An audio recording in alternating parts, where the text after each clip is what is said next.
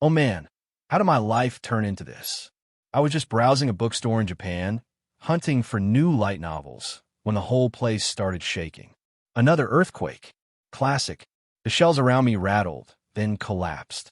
Mangas, light novels, even bookstore, all came down like a landslide and buried me.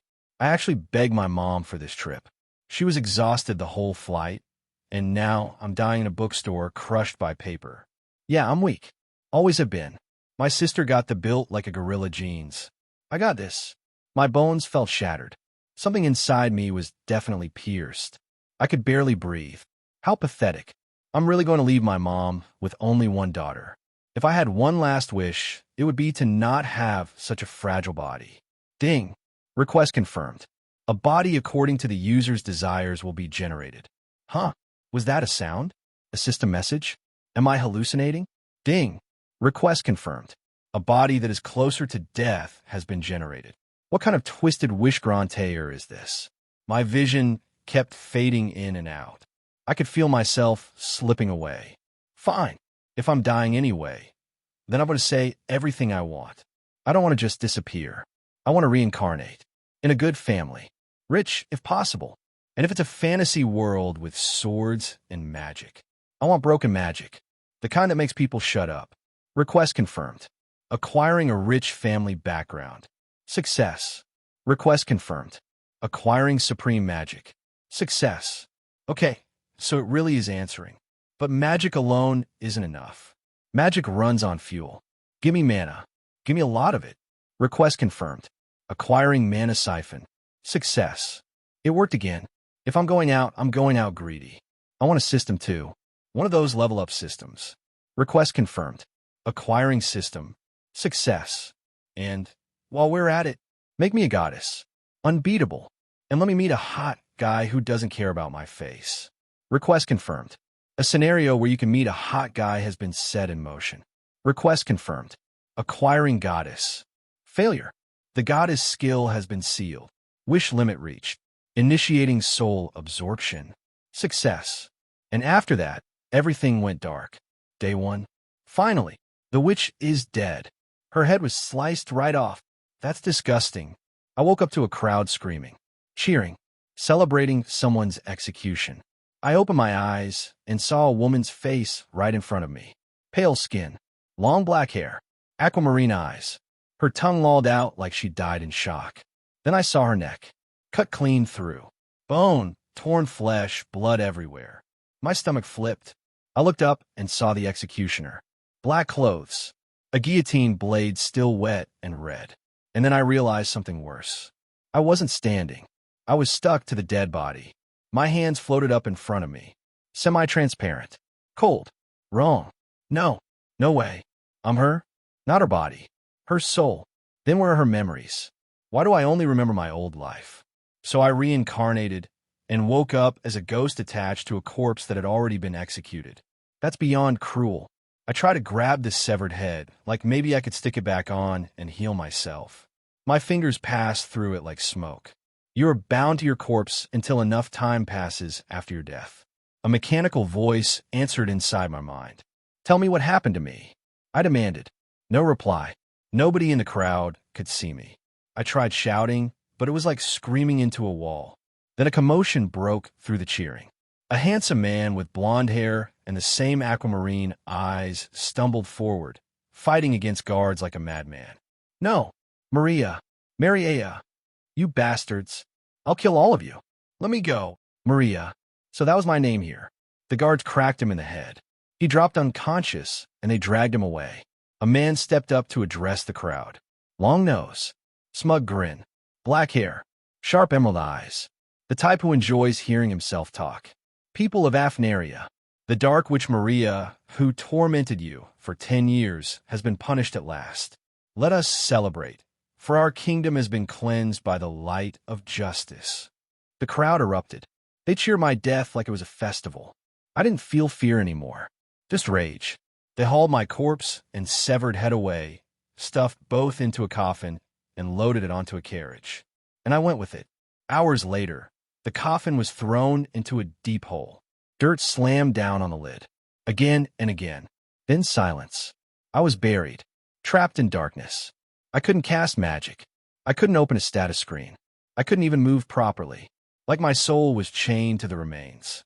Days passed, maybe weeks, maybe years. I slept because there was nothing else to do. I thought of my mom, my sister, the trip, the stupid bookstore, the stupid earthquake. And then something changed. A faint energy brushed against my soul. It seeped into me, mutated me, thickened my existence from mist into something solid. Instinct kicked in. I absorbed it greedily, and then my chain snapped. Conditions met. You've evolved into a lesser ghost. All stats increased. You've been unbound from your original body. You learned several skills. I floated up and looked at myself. I didn't even have a proper face. Just a vague, ghostly form, pale blue, with distorted features like a nightmare sketch. And my corpse? Only bones were left. No flesh, no skin, just a skeleton in clothes. Disgusting. But at least I could move. Status, I tried. Nothing. System. Ding. Name, Maria Fuentes Bells. Race, lesser ghost. Level, 0 out of 5. Rank, G. Status, cursed weak. HP, 7 out of 7. MP, 100 out of 100. Attack, 2. Defense, 1.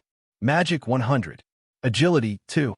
Unique skills, Supreme Magic, Mana Siphon, System, Goddess Sealed. Normal skills, Ghost Touch, Lesser Curse, Life Drain, Possession. Titles, The Dark Witch, Bringer of Misfortune. So it wasn't a dying hallucination after all. I was weak in everything except magic and mana. But I had the tools, and I had possession. So I possessed my own skeleton. My ghost body poured into the bones like cold smoke filling armor. Ding. Possession successful. You've possessed, skeleton. Good. Now I need it out. The coffin was heavy. The dirt above it heavier. I couldn't brute force it. So I checked my supreme magic description, and one line stood out. Will it, and magic will hear your command. All right then. Darkness. Shadow ball. I imagined it. A black sphere formed between my skeletal hands. Then I fired it straight up. Boom. The coffin exploded. My bones went flying. And above me was a graveyard under a cloudy night sky, surrounded by forest. No people, no guards, just tombstones and cold wind. I gathered my scattered bones back into place, piece by piece. That blast proved one thing. I wasn't powerless, but also drained almost all my mana. MP drop hard. Mana. I need more mana. And I need answers. Where am I? What did Dark Witch actually mean? Why was I executed? Then I noticed movement. 3 small blue flames drifted nearby like curious eyes. I used the system's analysis. And that's when I realized I wasn't alone anymore. If you want, I can rewrite the next part too, the moment she analyzes the blue flames, in the same style, but tighter and more web novel chapter 1 pacing. 3 tiny blue flames floated into view, like they'd spawned out of the air just to ruin my night. I was literally in the middle of rebuilding my skeleton like some sad DIY project, and these little torches show up giving off the most obvious "we're here to eat you" vibe. Yeah, sure. Go snack on someone else. Or better yet, eat each other. Still, I didn't want to guess wrong, so I used the system's built-in function. Analyze. Will-o-wisp. LV1. Rank. G-condition. Hungry for souls. A phantom-type monster born when miasma corrupts the lingering negative emotions around corpses. It hates all living beings and souls, and seeks to devour them to obtain a soul of its own. Extremely weak. Usually perishes under natural sunlight. So they aren't souls. They're basically condensed hatred and graveyard pollution, and because they're hollow, they try to steal a real soul to become complete. Great. A bunch of hungry, emotional parasites. I barely finished processing that when all 3 rushed me, floating fast and low like guided missiles. The first one came in hard. I dodged, and it slammed into the ground, popping into a tiny blue explosion before pulling itself back together like nothing happened. The second one missed too. The third one didn't. It latched onto me, and a sharp pain ripped through my ghost body, like something took a bite out of my existence. HP -3. Ouch. So yeah, it literally bites souls. All right, enough. I lifted my hand. Shadow ball. Poof. Poof. A pathetic little shadow, marble rolled out like I was trying to intimidate them with a cough. Right? My MP was almost empty. So I really was living the clumsy protagonist life. Amazing. The wisp that tasted me clearly liked the flavor because it lunged again. Fine. I had one other cheat. Mana siphon. Flash. Blue energy surged out of the wisp like I'd yanked a plug. It shrank instantly, its flames sputtering as my MP shot back up like crazy. MP 40. And the wisp? It was suddenly tiny, weak, trembling like a candle about to die. Payback time. I formed a compact shadow bullet, small enough to be efficient, but dense enough to hurt. Then I fired. Flash. Bang. The wisp let out this thin, weird little groan, and then it burst into drifting particles of pale essence. Ding. You've gained 20 EXP. EXP. 20/50ths. EXP. Okay, so this world really does run on levels. And if each one gives 20, 2 more kills means I level up. Perfect. Except the other 2 were already behind me. I felt them closing in, and the idea of getting my soul chewed again was not appealing. If they touched me twice, I might actually die again. Whatever that means. I didn't have time to dodge, so I did the simplest thing. I made 2 bullets, and fired both at once. Bang! Bang! 2 blue explosions. 2 flames snuffed out. 2 wisps gone. Ding! You've gained 40 EXP. EXP. 60/50ths. You've leveled up to level 1. You learned skill, Dark Sphere, LV1. Oh, that felt good. New skill 2. Dark Sphere. So basically Shadow Ball, but with a fancy name. I'll take it. I looked down at myself and realized something else. My clothes were shredded from the coffin blast earlier, and my skeleton wasn't exactly presentable. I tried to gather my bones and possess them neatly, but it turned into a messy pile of broken bone pieces held together by ghost essence. Yeah, if I meet humans like this, they're going to scream, faint, or try to burn me. Maybe all 3. I checked my status anyway. Name, Maria Fuentes Bells. Race, Lesser Ghost. Level 1/5. EXP, 10 out of 100. Rank, G-. Status, Cursed Weak. HP, 12/12. MP, 110 out of 110. Attack 5. Defense 4. Magic 110. Agility 7. Not bad. Still weak overall, but the jump was real. MP and magic went up, HP refilled, and I wasn't bleeding soul points anymore. Now came the big question. What do I do in a graveyard at night? As a newly evolved ghost with a sealed goddess skill and a bringer of misfortune title, I scanned the area. Tombstones everywhere. And farther out, more tiny blue lights drifting around. More wisps. No thanks. I didn't want to swarm. Beyond the gates, the forest waited. And the moment I focused, I could feel it, a thicker concentration of mana coming from inside those trees. Like the whole graveyard was sitting under a blanket of strange energy. Maybe that mana is why the dead here don't stay quiet. Maybe it's why I finally evolved and broke free. And, part of me wondered if some handsome necromancer was behind it. Then my brain corrected itself. If anyone is behind it, it's probably a lich, or a skeleton in a robe, or something that calls people mortal in every sentence. Still, the mana was calling, and my system was basically begging me to grind. So I made a decision. Before I step into that forest, I'm going to pick off a few more wisps, level up, and make sure the next thing that tries to bite my soul regrets it. Hey everyone, Firescale Audiobooks here. If there's a novel you'd love to hear more of, you can support us on Patreon or Ko-fi. Depending on your tier, I'll make extra parts just for the stories you're most excited about. Usually I can only upload 4 to 5 parts of each novel, but with your support, we can go beyond that. And of course, don't forget to hit subscribe. It helps more than you know. As I flew around the vast graveyard, I sneaked behind the big graves and glanced around my surroundings. 3 wisps were gathering right in front of me, all 3 floating aimlessly, but they stuck together. Always in 3. It would be hard to separate them, so I suppose I must be direct and just kill all 3 of them. Each one gives 20 XP. 3 of them is 60 EXP. I already have 10 EXP, so it would be 70 EXP out of 100 required to level up, so I will need 2 more wisps. This means I won't be able to level up right away, and if I let them attack me, I will end up wounded. After that, if I attack 2 more to level up, I might end up dying.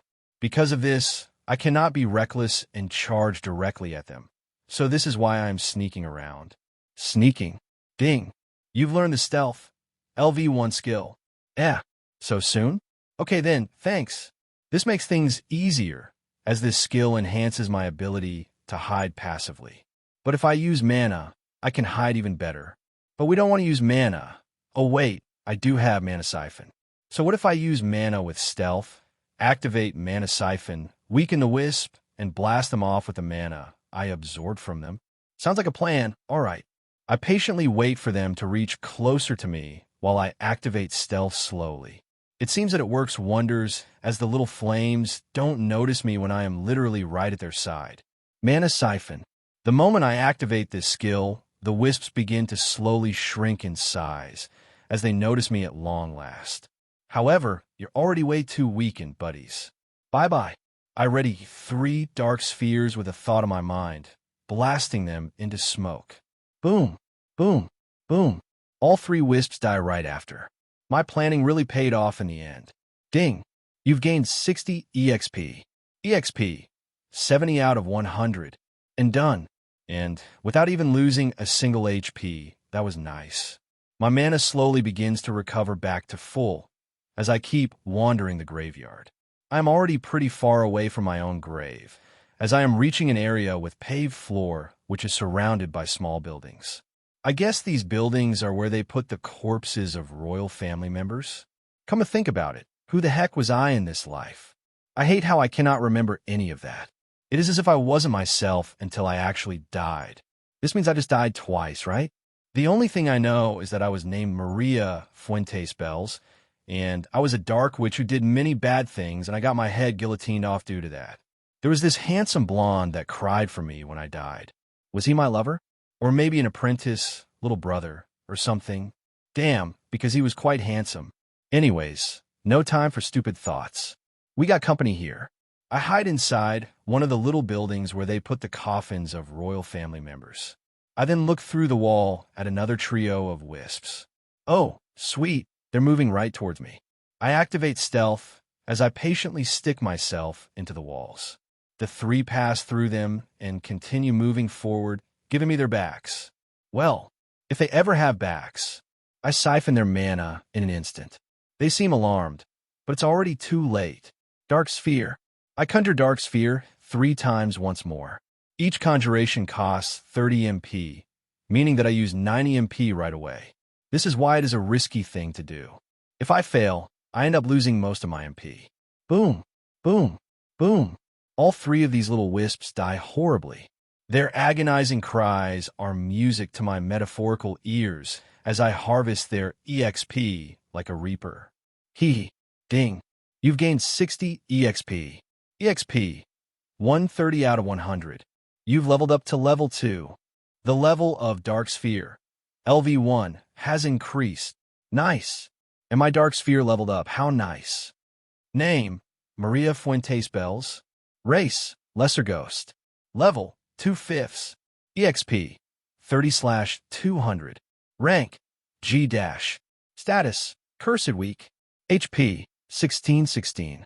MP, 122. Attack, 8. Defense, 7. Magic, 122. Agility, 12. My stats increased once more. This time, they're finally looking a bit more decent. Well, not really. I bet I don't even pack a punch. Now, I need 200 EXP to reach level 3. Will it increase by 100 each time? So 300, 400, and lastly 500? What happens after max level? Evolution, maybe? While taking a break, I decided to check my title skills. They were pretty strange.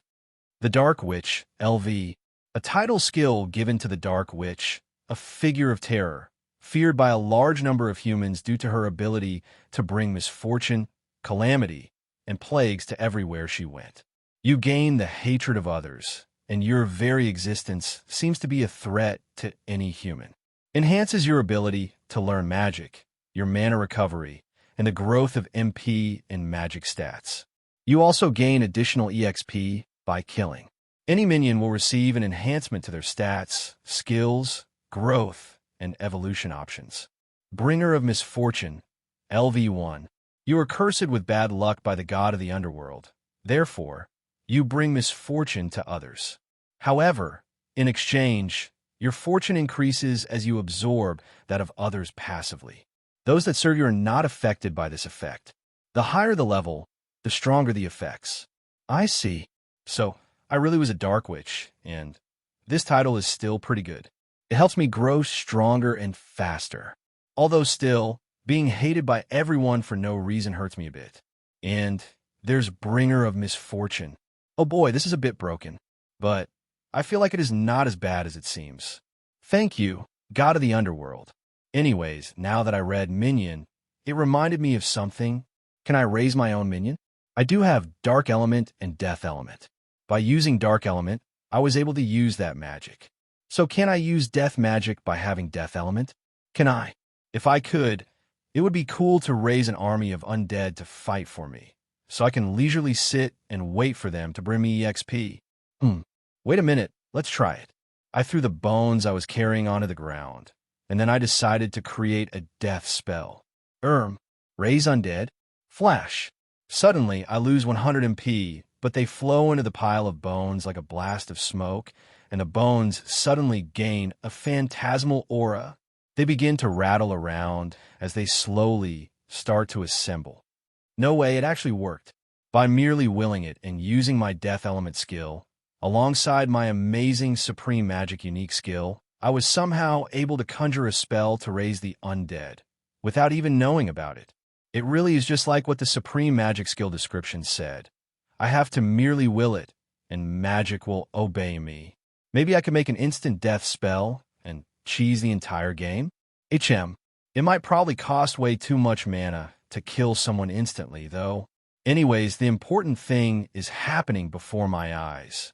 Finally, after God knows how long I spent in absolute desolation, I am finally getting a partner, and it is my own skeleton. Flash! The phantasmal forces came out of the pile of bones as they began to reassemble into a tall figure. Although most of the bones were cracked, it was still somewhat the figure of a skeleton. Its eyes were empty, and it seemed quite creepy to be honest. It looked at me with its empty eye sockets as it emanated an aura of phantasmal properties. It didn't know how to talk, and it only stood there. Hello. I say hello, as the skull follows me around wherever I move. Squat. I said. The skeleton began to tremble as it suddenly squatted barely. Oh, it obeys me. I see. Well, what name should I give you? I can't name you Maria. That's my name, but you're technically me, in a way. Partner will do for now, right? Rattle. The bones rattle a bit as it seems to nod. I didn't know if that was a nod or the skull was about to fall onto the ground, but it just barely stopped from falling. Ding. You've raised a minion. You've named your minion as Partner. Oh, it seems that it got registered. Let's see. Can I see Partner's status? Name, Partner. Race, White. Level, 0/5. Rank, G-. Status, Weak Damaged. HP, 2121. MP, 1818. Attack, 14. Defense, 12. Magic, 7. Agility, 10. Characteristic skills. Undead, LV. Dark Element, LV. Fiend Language, LV1. Resistance skills. Status Effect Immunity, LV. Physical Damage Resistance, LV1. Normal skills. Life Drain, LV1. Bone Claw, LV1. Title Skills. Servant of the Dark Witch, LV. White. A monster whose body is a corpse possessed by an evil spirit. It is fragile, but it can surprise someone by pretending to be a pile of bones. Its bones are sharp and can cause a little damage. Oh, my dear partner, you're not so bad. Rattle. The bones rattle a bit, as it seems to be happy with my praise. Her HP, strength, and defense are way higher than mine, even at level 0. Also, I can already see that it is inclined to defense and physical combat. Meanwhile, I'm a glass cannon sort of deal. Hey, we kind of go nicely with one another. Maybe I can ask her to act as bait for the monsters while I absorb their mana while sneaking behind her, and then, bam, dead. Well, if she obeys my commands, it should be reasonably easy to do. I wonder if I can raise more undead? Well, I don't think I can at the moment. My mana is already very low after raising partner, so I will have to rest for a bit and see if my mana regenerates.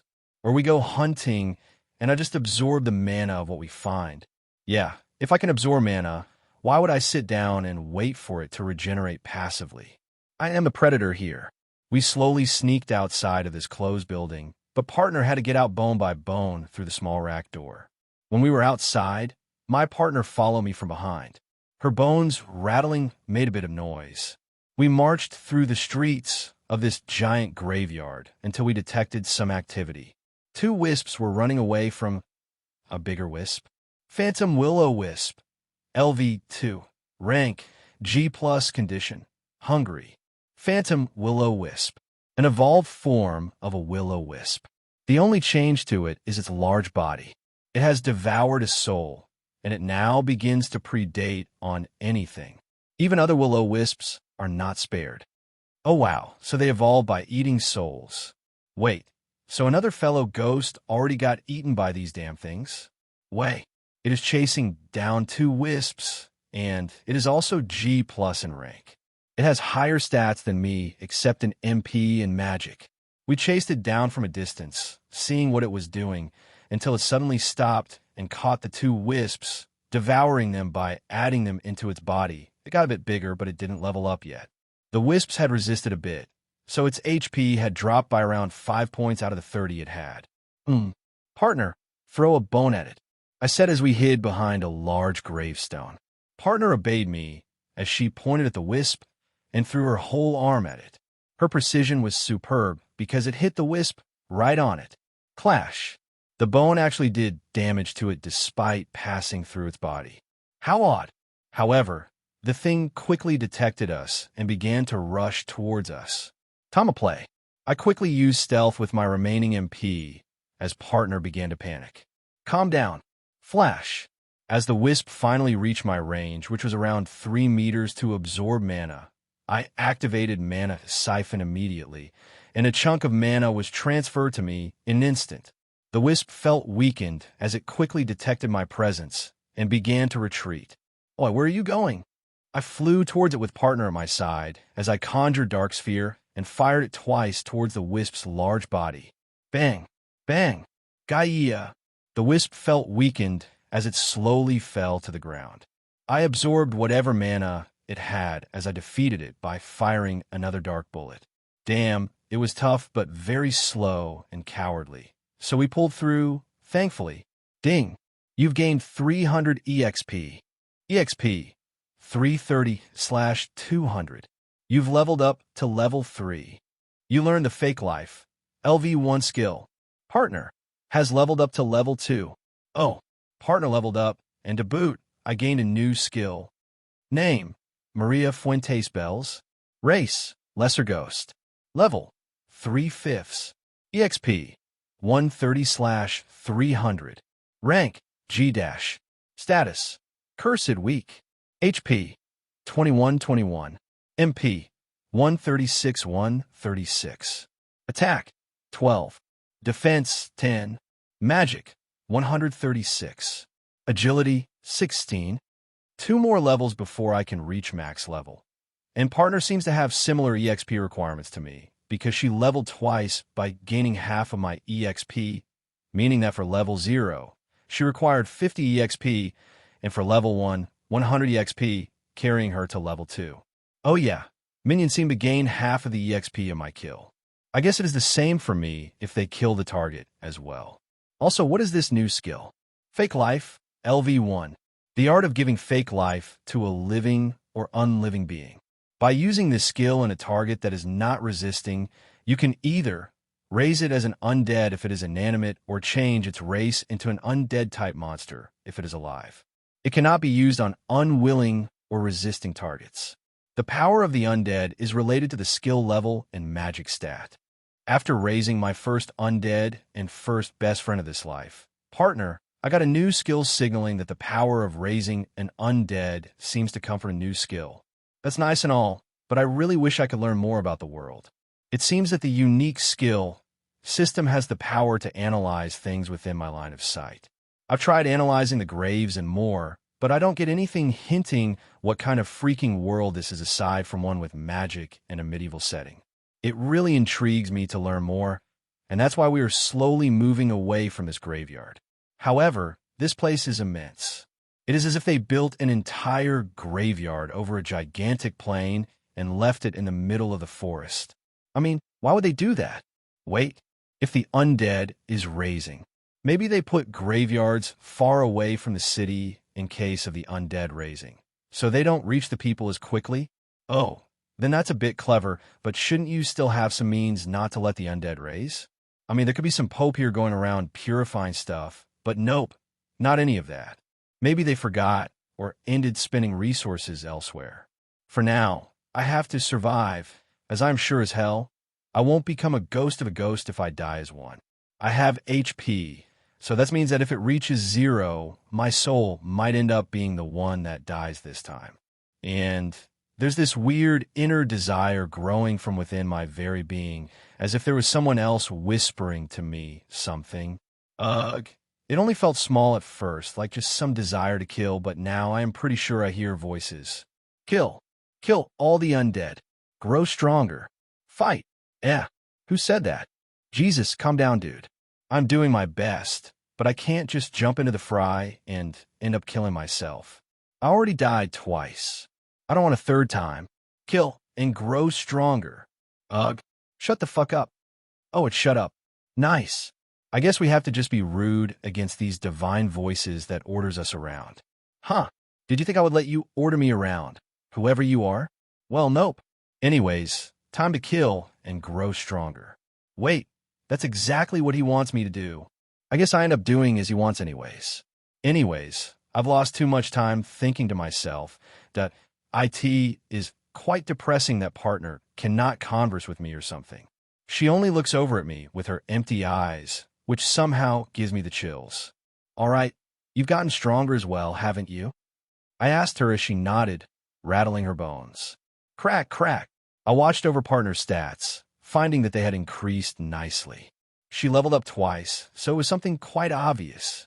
Anyways, after our big sack of EXP and the phantasmal will-o-wisp, we continued through the large and dark graveyard by ourselves, hiding around whenever we could, until we finally reached an area that seemed to be an open plaza in the middle of this graveyard. It even had some trees decorating the area. Seriously? Is this really a royal family graveyard or something? And why was I a villainess put in here? Wasn't I an evil witch? All right, I had asked for a wealthy background. Perhaps I was evil but still of a wealthy family, so they at least paid to put me here instead of burning my corpse or something. Well, thanks. At the very least, you didn't. I don't know, try to save me from having my head sliced off? Perhaps my family didn't love me. If I had rich parents that cared for me, they might have done anything they could to save me with the power of money. But these assholes didn't do a thing. Unless they were forced somewhat. Perhaps I had a little sister or brother, which they were about to kill, if they didn't let me get my head sliced off. Or maybe I'm letting my imagination run too wild, because in the middle of this opening, what we saw with partner was a massive sea of EXP. There were dozens after dozens of wisps flying around aimlessly, like tiny blue flames above the skies. This was nice. Very nice. If we can manage to kill all these, we'll definitely be able to reach the next level and evolve. I know it. I'm sure of it. The wisps were still in packs of 3, but the amount of packs present was insane. Perhaps there might be close to 100 spread all across this place, and because they don't attack each other but cooperate, the others will swarm on us if I attack one. But is there a way to lure them out one by one? And I'm also worried about the time. What will happen if the sunlight hits us? Will I dissipate, just like the descriptions of the wisps? Then I have to evolve at least. Maybe that way I will be able to resist the sunlight. All right, let's get real. If I can use my title skill, Bringer of Misfortune, alongside my unique skill, mana siphon, to absorb their fortune and mana. Maybe I can make them extremely unlucky and kill them while weakening them. I have discovered that my range of mana siphon is 3 meters, and it covers all the area within 3 meters, meaning I can absorb mana from multiple targets, and while doing that, I can blast them with dark spheres. Sounds like a plan, but a very reckless one. Am I willing to take such risks? I glance at partner. She was fearless and looks at the wisps, as if she was staring at a meal. I guess not being alone here had made me a bit braver all of a sudden. Well, if you never take risks, how can you grow stronger in such a short amount of time? I have decided, let's slaughter them all. In front of us, there are almost 100 wisps spread through a large area of perhaps around 30 meters. Each wisp is small, and they have spread around, although they're still in groups of 3. Nonetheless, each group is separate from one another, which is enough for us to have some momentum in between each group. However, for that, we will require extreme precision. Are we willing to take the risk and get big? Or cowardly run away and try to level up elsewhere? To be honest, this seems like a once-in-a-lifetime opportunity. However, after experimenting with the range of mana siphon a bit, and after seeing the power of my dark spheres, capable of killing a normal wisp easily, I felt some confidence that we could win. As long as I continue to absorb mana, shoot dark spheres, and ask partner to use her resilient and larger physical body to shield me from hits. It might work. Yes, this can realistically work. I think. We're doing it. I've already made up my mind. Let's do it, partner. I quickly used stealth to begin with a surprise attack, and quickly reached up to a group of wisps that had been getting near the grave where we were hiding. Mana siphon, do your thing. Flash. I begin to siphon their mana in an instant. Delicious MP. With this MP, the wisp didn't even know what happened to them before 3 dark spheres blasted each one out of existence. Boom, boom, boom. The spheres of darkness explode and kill the wisps, as I am bathed with EXP alongside partner, although she didn't do anything but watch. Ding! You've gained 60 EXP. EXP 190/300. However, after these nice EXP sacks, all the wisps noticed us and glared at us with their non-existent eyes. Here they come, I shouted as partner quickly got into a fighting position. Well, fighting as if in using her 2 arms as shields protecting her skull and chest. She retrieved her thrown arm from earlier, so shielding wasn't a problem. Flash! I heard the sounds of the wisps' flames rushing towards us. All these little lights in the sky were all wisps. Even when we killed 3 with no effort, they are still bold enough to come at me and even try to kill me. Heh, I suppose they're really brave. And your bravery will be rewarded with death. A trio of wisps quickly flies towards us. As partner blocks them from reaching me, her skeletal claws actually do some damage to them as she touches them, and she actually killed 2 of them with a single swing of her bone claws. The other one was blasted into oblivion with my dark sphere as I absorbed the mana it had beforehand. The EXP I got from the one slain by partner was reduced by half, so each one only gave 10 EXP, resulting in 40 EXP if we add the 20 EXP from the one I killed. You've gained 40 EXP. EXP 230/300. Gee! A louder than usual group of angry wisps reached to me, and right after that, they roared like the souls of damned people being tortured. It was simply creepy, but fine by me. I quickly evaded one of the wisps that literally launched at me like a madman as another managed to rise through my body, damaging and lowering my HP. Ouch! However, I got them all in my range, so mana siphon. Flash. In a mere instant, their mana is mine, and I release 3 dark spheres right over their faces, shooting it in 3 different directions simultaneously. Something that only someone with the excellent supreme magic unique skill can do, of course. Boom, boom, boom, ding. You've gained 60 EXP. EXP 290/300. Only 10 more EXP. I fly near partner as I find her fighting against a swarm of wisps. She's evading 2 groups of them, while another is trying to make her fall by attacking her legs. But her HP is very high, so she's actually quite resilient, and as she just leveled up from shared EXP, so her HP recovered automatically like me. Mana Siphon.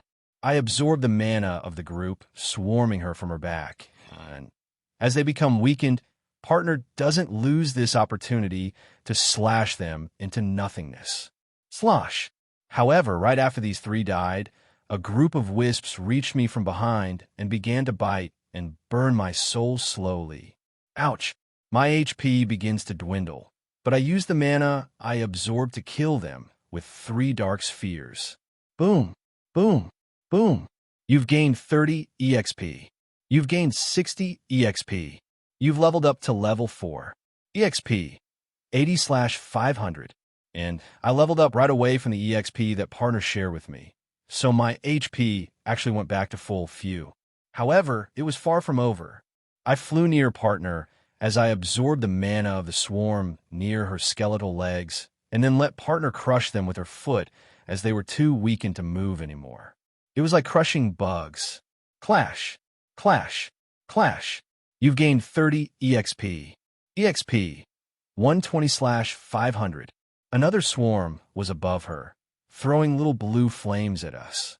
I evaded as I could, but partner ended taking most of the hits, so I flew upwards and blasted them into nothingness with another 3 dark spheres. Boom, boom, boom, ding. You've gained 60 EXP. EXP, 180/500. The levels of the Ghost Touch, LV1, Lesser Curse, LV1, Dark Sphere, LV2 in Stealth. LV1 skills have increased. What? Skills I have barely used aside from Dark Sphere suddenly leveled up. I guess something triggered there, or maybe I learned natural proficiency. Wait, Lesser Curse gives me the ability to curse something and weaken its stats. Then maybe I was unknowingly using it with Mana Siphon this entire time. And Ghost Touch is a more practical skill against physical beings, but maybe through Dark Spheres I was using them.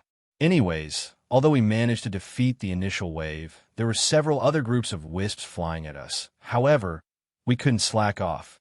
The grind shall continue. Bring me all the EXP. After I discovered that I was passively using Ghost Touch and even Lesser Curse on my Dark Sphere and Mana Siphon attacks, I readied myself for more battle. There were 3 groups of 3 wisps each, rushing right towards us. One in front, another in the left, and the other the right. We were cornered. Of course, I was able to easily evade the one that flew directly towards me, although a little one managed to scratch my soul slightly, causing me to lose some HP. I instantly utilized Mana Siphon on it, and its partners, weakening them through the combination of Lesser Curse added onto it. I had tried using Life Drain, but it doesn't seem to work on Undead-type monsters. Maybe because they don't have life? Nonetheless, I created 3 dark spheres without wasting a single second, as the 3 spheres of darkness reached their targets and killed all 3 of the weakened wisps in 3 consecutive explosions. Boom, boom, boom. Right after, the delicious wave of EXP bathed my soul. Ding! You've gained 60 EXP. EXP, 240/500. We're almost halfway through my next level. Rattle, my skelly friend, partner, hurriedly used her bone claws to slash through the group of 3 wisps that reached her, hitting and attacking her ribcage. I positioned myself behind her and absorbed their mana right away while she used her sharp bone hands and the bone claw skill, which seems to enhance the sharpness and attack power of her own bone fingers to slash the wisps. Even if they were non-corporeal, they still take damage from skills or magic, so they faded away in an instant, giving us some more EXP. Ding! You've gained 30 EXP. EXP, 270/500. Because she killed them, I got only half of those 60 EXP, resulting in 30 EXP, which was better than nothing to be honest. The third group of wisps nearby reached us in an instant. The trio suddenly separated from one another, something we had not seen before, as one of them floated far away from us and began to shoot tiny blue flames. Meanwhile, the other 2 bastards attacked partner's legs and made her trip into the ground. Clash! Oi, you bastards! I roared as I absorbed their mana right away, while the phantom fire of the one above reached me, burning through my HP. I fired a dark sphere at the one above us beforehand, while partner's bone claws took out the two weakened ones. Boom. Slash. Slash. Ding. You've gained 40 EXP. EXP. 310/500. We are pulling through. Partner slowly stood up as we seemed to have cleared part of this area. However, some wisps farther away noticed all the commotion and came flying towards our direction. Upon noticing my tasty soul, they couldn't help but risk their lives and give it a shot against me. My HP was still not too low, and my mana had enough for 2 more shots of Dark Sphere. Partner positioned in front of me as if shielding me while I put myself behind her. Yoa, we make the perfect team, partner. I already love you. Who would have thought that my own skeleton would be my best friend? Whoa. 2 groups of wisps rushed towards us, being 6 in total. All 6 of them were groaning, as if they were the souls of the damned wailing in agony. Though they weren't really souls, but the overaccumulation of negative emotions smashed into one, creating a phantom-like monster. The moment they reached us, I released my mana siphon over all 6 of them, while partner used her bones to shield me, taking the little attacks they released, which were deadly for an exposed soul such as mine, but that didn't do as much damage to partner. As she shielded me, I managed to get enough MP for me to fire a barrage of dark spheres. I call this Dark Shotgun. Boom, boom, boom, boom, boom, boom. All 6 of the dark spheres were fired from my body simultaneously. Even without ever having used magic before, Supreme Magic made me a master in the usage of mana, and my magic became so amazing, it was to the point that I was even able to split my mind while conjuring spells and fire them at different directions simultaneously, with remarkable precision. All 6 of the wisps died pitifully right away, as we were bathed in more EXP with partner. Ding! You've gained 120 EXP. EXP. 430/500. 3 groups were done for, but 2 more were coming at us. I think these are the last ones, just in time for my evolution. As they flew at us, they did something weird. All 9 of them suddenly began to get together, as if they were fusing. What is this? Is this how phantasmal will-o-wisps are born? But they have not eaten a soul yet. Maybe they saw so many of them dying that they decided to join into a big one? Flash! The 9 wisps merged into a big one, almost reaching 2 meters in height. I quickly appraised it, finding that it was something completely different. Will-o-wisp Legion, LV5, rank G+, a type of undead type monster formed by the union of many will-o-wisps who were unable to find a soul. Filled with rage and negative emotions, they decide to join hands and become a powerful wisp in hopes to finally devour a soul with such newly acquired strength. Yikes, alright, this bastard might be a bit stronger. Whoa! The large wisp roared with the sound of many wailing voices as it flew towards us at an impressive speed. Damn, if it manages to clash its big body against us, he'll easily slurp our souls out. Let's evade. Flailwash.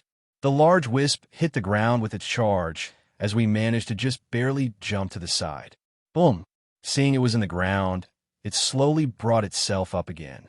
But I quickly decided to use Mana Siphon on it right away. As I drained its mana for a few seconds, the wisp noticed and got quite angry. It formed a fireball made of phantasmal flames and fired it at me. Flailwash. A giant blue-colored fireball made of phantasmal flames, capable of burning the soul, flew at me with insane speed. Shit! I was caught off guard, but I tried to evade, fly to the sides. However, the fireball was way too massive, and my agility wasn't the highest, either. I grit my imaginary teeth as I prepare myself for the inevitable hit. However, closh, crack, partner suddenly emerged before me, taking the whole hit head-on. Bump! It fell to the ground as all her bones shattered, scattering along the floor. Ack! Partner! Rattle! It seems to be still alive. You dork, why did you do that? You could have died. Rattle! Her HP is barely at 2 points. A bit more, and she'll die. But thankfully, is not lowering mostly because she can't bleed or anything of the sort. However, if she receives another hit, she'll surely die. But this wisp is looking for me, not partner. Partner doesn't precisely have a soul, but her soul is made of residual phantasmal essence, whereas I am the one with an actual soul. As long as I get away from her, the wisp will follow me instead. And I have enough mana. I rush away from partner right away as I glance at the wisp. Partner, wait there for a bit, right? Crackle. Partner rattles her jaws as if acknowledging my words. Ooh. The large wisps get off the ground and quickly fly towards me like a cannonball shot through the air. You damn fat ass. I ready Dark Sphere and fire it several times consecutively, as if I were firing a shotgun. As the idiot is just charging at me directly, all the hits instantly hit it. Boom, boom, boom, boom, boom, boom. Ooh. The 6 dark spheres hit it directly, as several parts of its mass begin to fade away. The entire thing is suddenly reduced to the size of a watermelon, but somehow it kept charging at me desperately. Ooh, shut the fuck up already. I evade right in time, moving upwards as the wisp falls over the ground again, and its mass begins to fade away the more it rubs itself through the ground. I got you. I rushed towards it and absorbed whatever mana it had left. And Dark Sphere, a sphere made of pure darkness, emerges before me as I fire it directly at the wisp. Boom. Go. Poof. The entire wisp finally dies out as I get tons of EXP. Phew. Ding. You've gained 200 EXP. EXP. 630/500. You've leveled up to level 5. You can now evolve. Partner has leveled up to level 5. Partner. I fly near partner as I see her slowly recovering. Her cracked and shattered bones slowly reassembled themselves, and in just a few seconds, she was back to normal. Phew! Partner, you idiot. What would I have done if you died? Rattle. Yeah, I know I could have died, but still. You know that I can raise another undead, but you're the first one, and therefore, you're special. Even if we had been together for just 5 hours or something, I sighed. Crackle. Partner's empty eyes seem not to understand what I'm trying to say, but she kind of felt my emotions as she used her skeletal arms to hug me. Anyways, now that we are max level, we should evolve. But how the heck do we evolve? I wondered. I tried to find something through the system, and there was a big button in front of me saying, Evolution New. Because it is quite common for evolutions to suddenly make you black out or something, we decided to move away from this open field, entering another of those closed buildings where they put royal family coffins. The racks were wide enough for partner to fit her body piece by piece, so we got there pretty easily. Phew, being in a closed room really makes me feel safer. Now, hey, how about you evolve first? I asked. Rattle. Partner, as if knowing how to do it without even thinking, is suddenly shrouded by shadows and phantom essence that came out of nowhere. Flash. Whoa, hold up. I move a few meters away as I see partner evolve right in front of my eyes. My cracked little skeleton friend is finally getting stronger. The essence quickly fills her skeleton body, and it suddenly starts to change color. The black bones became completely dark and gained a mildly metallic shine. There were no cracks now, and it even had a cross-shaped crimson-red-colored tattoo in the middle of her forehead. Meanwhile, her 2 empty eye sockets gained 2 glowing red lights, shining eerily. Ding! Partner has evolved into a black skeleton fighter. Black skeleton fighter? Seriously? That sounds really cool for just a black-colored skeleton. Rattle. Partner suddenly begins to inspect her own body, and she seemed to be happy with it. Crackle. It runs towards me and hugs me again. W, what are you doing? I guess you're happy that you've evolved, aren't you? Must feel nice, huh? Crackle. What an overly affectionate skeleton. Anyways, let me go now. I want to evolve too. Though, let me check how your stats are looking. Name. Partner. Race. Black skeleton fighter. Level. 5/10. Rank. F. Status. Strengthened. HP. 72/72. MP. 27/27. Attack. 41. Defense. 37. Magic, 16. Agility, 25. Characteristic skills. Undead, LV. Dark element, LV. Fiend language, LV2. Black steel bones, LV1. Resistance skills. Status effect immunity, LV. Physical damage resistance, LV2. Magical damage resistance, LV1. Normal skills. Life drain, LV2. Bone claw, LV3. Intimidation, LV1. Title skills. Servant of the Dark Witch, LV. Wait, what? Hold up. You got way too strong now. Over 70 HP. She really became a tank now. Naiwa. Partner got so strong. What the heck? Now I am jelly. But she's such a sweetheart, hugging me and stuff. Why you don't have to hug me all the time, alright? I asked. Crackle. Partner quickly let me go from her skelly embrace, finally allowing me some room to breathe. Now that you're evolved, I will evolve too. So keep your guard high and don't let any sneaky whisk get inside to annoy us, I said. Rattle. Partner rattled her metallic bones as she seemed to nod. I quickly pressed the evolution option once and for all, only to find that there were options. Evolution options. Ghost. Dark Ghost. Phantom. 3 options? I would assume Ghost lets me become a lesser ghost. Huh. Dark Ghost. Maybe it strengthens my dark magic. And Phantom is... I don't know. What's the difference? Let's see. My excellent unique skill. System comes with a wonderful analyze ability. So let's use it to analyze these babies. Ghost rank F-. A ghost, a soul, infected by miasma, has become an undead. Their bodies are ethereal, but can materialize for short periods of time. Although their physical damage is very weak, they have the ability to spook people, drain the life out of people, and curse them. Dark Ghost, rank F+. A variant of the ghost monster evolved from a soul shrouded in dark and negative emotions, becoming closer to the dark side. Its soul is infused with shadows and darkness, resembling a mass of shadows.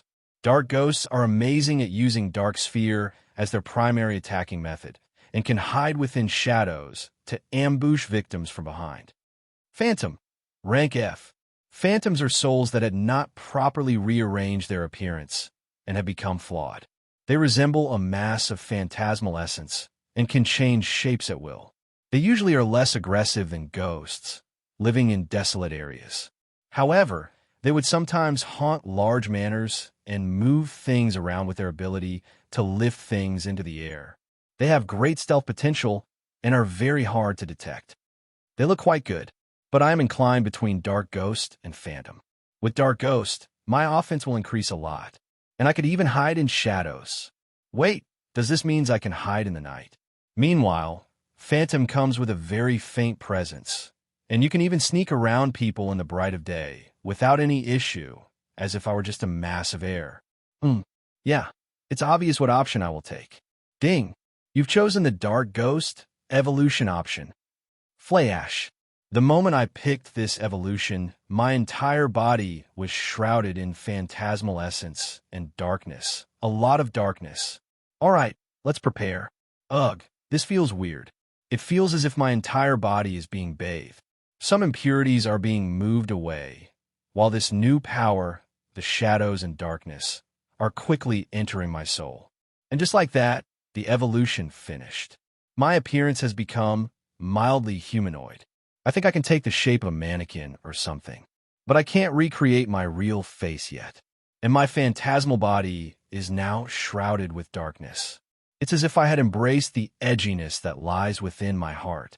Ding! You have evolved into a Dark Ghost. All your stats have increased. The levels of all your skills have increased. You learned the Dark Gale, LV1, and Shadow Sneak. LV1 skills. Oh, I got 2 new skills right off the bat. And I feel quite stronger than before. Like, my body seems more real to an extent. It's hard to explain it properly. Anyways, I decided to check my stats. Name, Maria Fuentes Bells. Race, Dark Ghost. Level, 5/12. EXP, 0/600. Rank, F+. Status, Strength and Cursed. HP, 3737. MP 185 185. Attack 24. Defense 22. Magic 185. Agility 36. Characteristic skills. Unique skill, Supreme Magic. Unique skill, Mana Siphon. Unique skill, System. Unique skill, Goddess Sealed. Undead, LV. Dark Element, LV. Death Element, LV. Fiend Language, LV2. Shadow Sneak, LV1. Resistance skills. Status Effect Immunity, LV. Magic Damage Resistance, LV2. Normal skills. Ghost Touch, LV3. Lesser Curse, LV3. Life Drain, LV2. Possession, LV2. Dark Sphere, LV4. Fake Life, LV3. Stealth, LV2. Dark Gale, LV1. Title Skills. The Dark Witch, LV. Bringer of Misfortune, LV2. Oh, I am indeed looking quite extraordinary there. My MP and magic had increased by a nice amount, and my other stats don't look that bad either. Although I guess the only vital stats for a glass cannon like me is having more agility to evade. Sadly, there are no such things as stat points here to relocate them around. The rest of my skills leveled up except the new ones, and, even my title skill leveled. Dark Gale, LV1. Charge mana and release a mighty gale of dark winds toward the target. It is not as intense as Dark Sphere, but it can cut through things more sharply and precisely. It can also be used to generate a strong shockwave of winds. Shadow Sneak, LV1. The characteristic skill of assassins, thieves, rogues, and other shadow creatures. By spending mana, you shroud yourself in shadows and hide within them, although your mass is not merged with the shadows.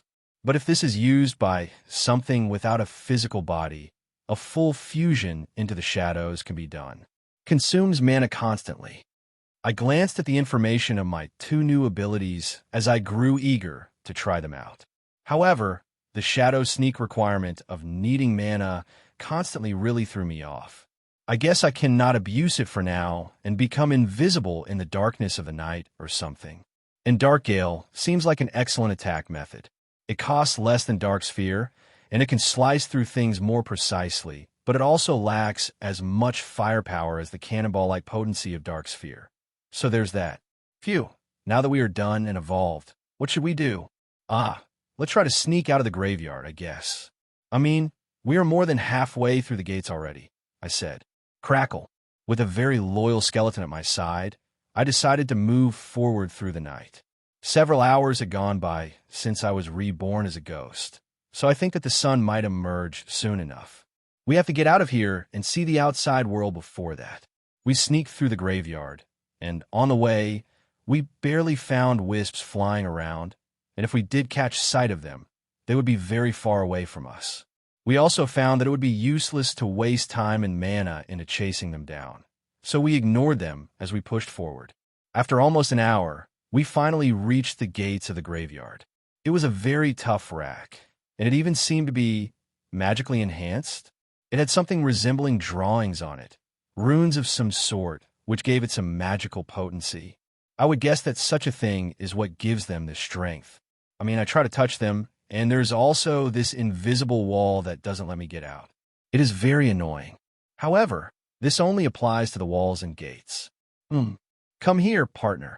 I decided to use possession on partner, who didn't resist, as we fused into one. In using such fusion, I used my natural floating ability to slowly carry her above the gate. Very slowly, as we reached above the gates, the invisible wall was no longer present, and then we reached the outside. Bump! We reached the surface with a spectacular jump as I separated myself from partner. Using possession also consumes mana constantly if the entity I am possessing is alive. This also applies to the undead, it seems. After becoming an undead, I suppose she stopped just being a pile of bones. What greeted us at the outside world was a beautiful dark forest filled with phantasmal presences within. It was spooky, but not really. The trees looked like pine trees, but they were way bigger and a bit darker. And as I analyzed things out, I noticed the entire forest surrounded this graveyard. It was really isolated from everywhere else. Oh, and yeah, there was this presence with the same magical essence that had filled the graveyard and awakened all the wisps, ghosts, and the like, which I didn't seem to have come across. Perhaps there were more ghosts on the other side of the graveyard, which I didn't manage to inspect. There was also this strange voice that had stopped talking into my head, which somehow had some relation to this energy. I could feel it, and the presence was right in front of us. There's a long dirt road in front of the gate, and I'm guessing that through it, carriages come to put more coffins into the graveyard.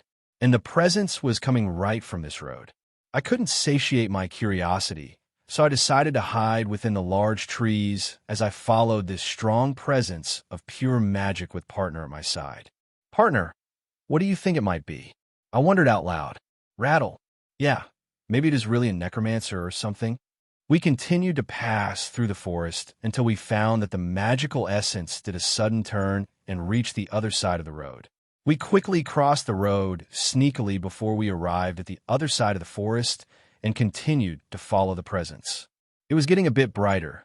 The sun might soon arise. I really hope the sunlight or something doesn't purify me. Suddenly, the presence got stronger to the point that it was even more alluring. Wait, what? I just realized it, but we had been following this presence way too happily. Why is it? Is it because it seems alluring to us? As we are undead? Undead seem to crave mana above all things. However, it is too late to turn back because what we found in front of us was the entrance to an underground dungeon. The floor suddenly became paved with gray and dark blue bricks, which led downstairs into the depths of darkness. I used Analyze on this, and dungeon entrance, dungeon rank, unknown, dungeon state, recently opened. It really is a dungeon. And the moment I analyzed it, the voice once more spoke to me. The first ones are finally here. Yeah, it's you, the insolent one that spoke back to me. Well, whatever, come down. Yeah, who are you? The voice just spoke to me through my mind, as if it were telepathy or something. Who am I? I am your creator, of course. Come meet me downstairs. I'm very lonely, you know. Lonely? Can you tell me who you are at the very least? I sighed. I am, well, let's say I am a fallen dragon. That's not normal at all. The people of the town of Afnaria were completely unaware that the soul of the dark which they had sentenced to death 6 years ago had suddenly awakened as a ghost. However, reports about a strange miasma activity within the dark forest that surrounded the graveyard set in outside the city had begun to reach the town's duke. As the sixth son of the king who rules the kingdom of Albrown, he was delegated into a duke in this town several years ago. However, as the town was filled with filth and poor people, it has been a pain in the ass to pull into a better situation altogether. But today, as he was assessing a mountain of papers, someone came with a unique report. Lord Allen, there's something important to report. What is it? I am swamped with work. I have not slept for over 4 days now, and I haven't even finished this mountain of papers. Trading with the merchant guilds of the nearby towns is such a pain, sighed the man. His short black hair, sharp emerald eyes, and long nose gave away the characteristics of the royal family of Albrown immediately. I am very sorry to interrupt you, my lord, but this is very important. It seems that large concentrations of miasma have been detected within the depths of the dark forest. A wizard from the Mage Guild said that this could possibly mean the birth of a new dungeon, said the old man. A dungeon? Right in front of our town? Asked Alan, almost falling out of his chair. Dungeons were born when a large amount of miasma was accumulated underground for hundreds of years. It was said to be trials made by the trickster god of chaos, Loki, for humanity's growth. Indeed, my lord, but this could quite possibly be a good thing, says the man. As if I were to not know that. Suppose we can grab that dungeon and find the dungeon core, and the dungeon master is slain. In that case, we can take over that dungeon, and we can finally begin to become more self-sustainable in terms of magic stones and other resources that dungeons can give. Shouts the Duke in excitement, fascinated by the monetary potential of owning a dungeon, something that many towns already practiced. My lord, the Magician Guild's wizard, Asahan is ready to go investigate. Will you give him the order? Asked the man. Only that old man? No, that won't be enough. Prepare several tasks in the Adventurer Guild. We need to ask the adventurers to explore this dungeon and kill as many monsters inside as possible. If they can clean it up and find the last boss and the dungeon master, it will be ours. Hurry, shouts Alan. Why, yes, sir. The man obeys, rushing outside. Haha, finally, after so many years of being shrouded by that witch's misfortune, something good has happened. Wait, didn't that dungeon spawn near the graveyard? Well, they will be able to deal with them if any undead emerges. Shouldn't be anything above F rank, thought the Duke, as he sighed with a happy smile, but then saw the mountain of papers and felt dispirited once more. Ugh, back to work. The moment the Duke gave the order, the Adventure Guild spread across the entire duchy began to open new quests with vast rewards. Some of such quests were about investigating the monsters inside the dungeon and bringing their corpses, and those that brought them first would receive an extra reward. There were other quests about investigating the dungeon structure and how far it could go. The recorded map of the first few floors would be bought for a generous amount of money. And there were even quests that involved scouting the area around the dungeon, which included the graveyard. They would then report if the dungeon's appearance had triggered new monsters emerging from the surface or the graveyard, which had the risk for an undead break. Adventurers of all shapes and sizes moved busily around the town, buying equipment, items, and anything to prepare for their journey. To say the least, it was a hectic morning. Maria POV. What was in front of partner and me was something I had never expected to see. Really, I had thought we would meet a handsome necromancer that would say, "Hey, I've finally raised my new wife, come, let's dominate the world together," or something, but instead we got a dungeon. And a guy that claims to be a fallen dragon? Wait, isn't that even more awesome than necromancer? A fallen dragon? How can I trust your words? Maybe this is a trap, and you're going to exorcise us or something. Right, partner? I asked as partner crossed her arms and nodded. Well, I cannot prove it to you yet, but by my power, this miasma, which is leaking from my body, you are able to raise as an undead. I can feel our connection, young lady. The voice tried to convince me. Why, young lady? Flattery won't get you anywhere. And actually, I am dead. I sighed. Dead or not, it doesn't matter. What I need now is a friend. So please, come down, seemingly begged the fallen dragon. Okay, but tell me your name, I said. My name? That's... What? Did you forget it? I asked. No, it's just that I've never given my name to strangers before, says the fallen dragon. Then we're going elsewhere. Come on, partner, I said as we moved away. Wait, I will tell you. It's Lucifer, sighed the dragon, displaying his momentary defeat. What kind of edgy name is that? Lucifer, I asked. Yes, it was the name given to me by my creator. Creator? And who's that? I asked. Why, you're asking way too much now. Come down, and I will tell you in person, said Lucifer. Okay, but don't eat my soul or something when we meet, all right? Promise it to me as a dragon. I said, I won't eat your little and insipid soul, you dork, and I promise it. Lucifer sighed once again. Insipid? Let me tell you that my soul is delicious.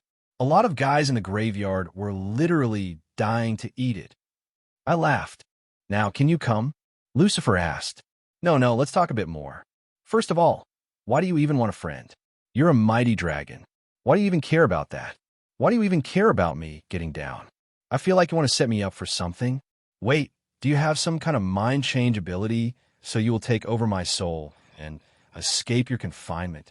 I shouted. What are you even talking about? You're really one in a million. It is a long story. I have been sleeping here for generations, ever since I fell in the war against enemy forces from the heroes. Ever since then, this land has been draining my power while I slept, and when I just woke up, I found myself trapped inside a dungeon.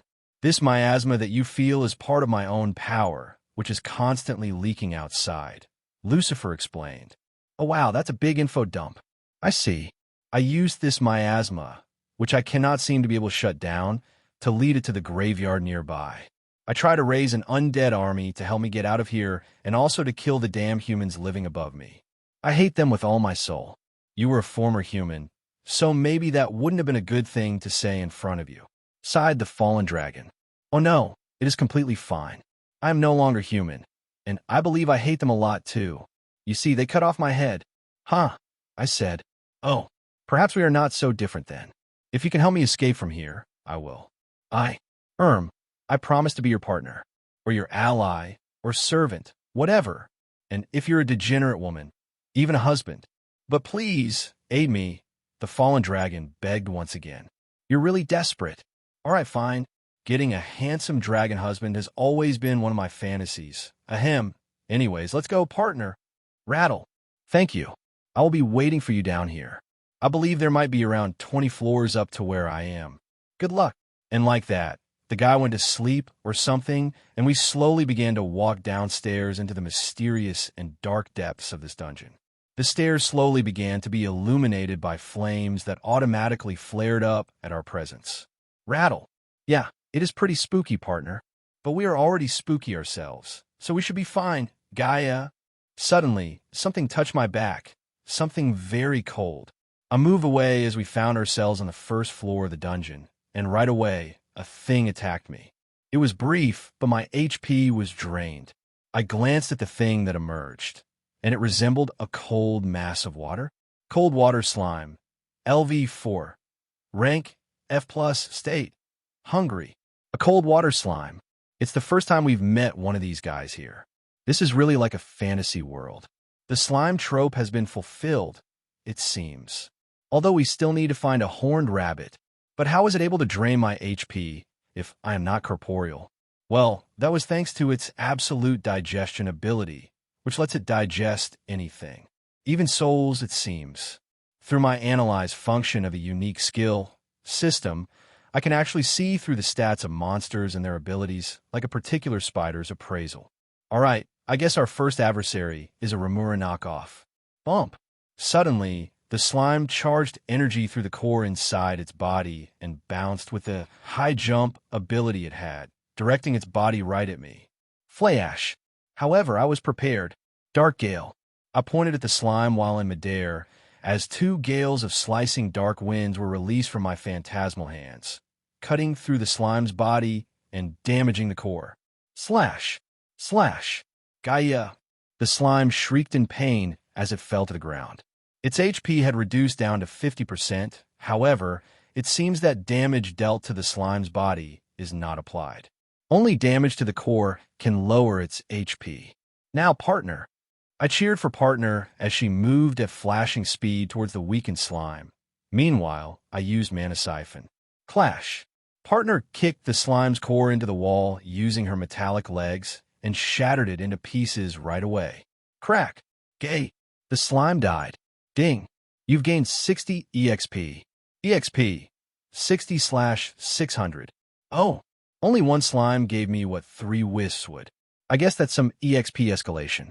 After all, the creature was F+ rank, way higher than the wisps at G. If I can kill 9 more slimes, I will be able to level up to level 6. After that was done, we glanced at the slime, who suddenly dropped something. HM? What's this? I moved towards the thing it dropped, and I found a tiny blue-colored ring inside the slime's mushed body. However, as I reached towards the item, it glowed, and then not only did the ring disappear from my sight, but also the body of the slime. What? Ding! You've collected the following items. Water Slime Core Ring, F-Grade LV2 X1. Water Slime Cold Ooze F-Grade X1. Shattered Water Slime Core F-Grade X1. The items have been added to your inventory system function. Inventory? For real? Since when did I have one? I checked the unique skill system and found out that when I evolved, it acquired a new sub-ability simply named Inventory, which let me store whatever I wanted. Just like a game, I guess. I should check the unique skills whenever I evolve. They seem to be connected to my soul or something. So when I develop, they develop with me. I also checked the Supreme Magic and Mana Siphon unique skills and found out that my Mana Siphon range became 4 meters now, and Supreme Magic increased my magic damage by an extra 10%. Wow, that's actually quite nice. And now, it seems that in this world's dungeons, you can collect items. That's very game-like. Or maybe it is just my system in me. The system doesn't say anything about these items, though, so maybe this is something endemic of this world. Let's see. Wow. Okay, so things become even more game-like whenever you enter a dungeon.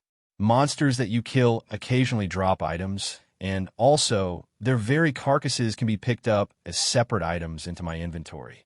But I have no idea if this is my power or if everyone can get items this way. I would guess that if there's an endemic system in this world, whatever it is, then this probably applies to everyone.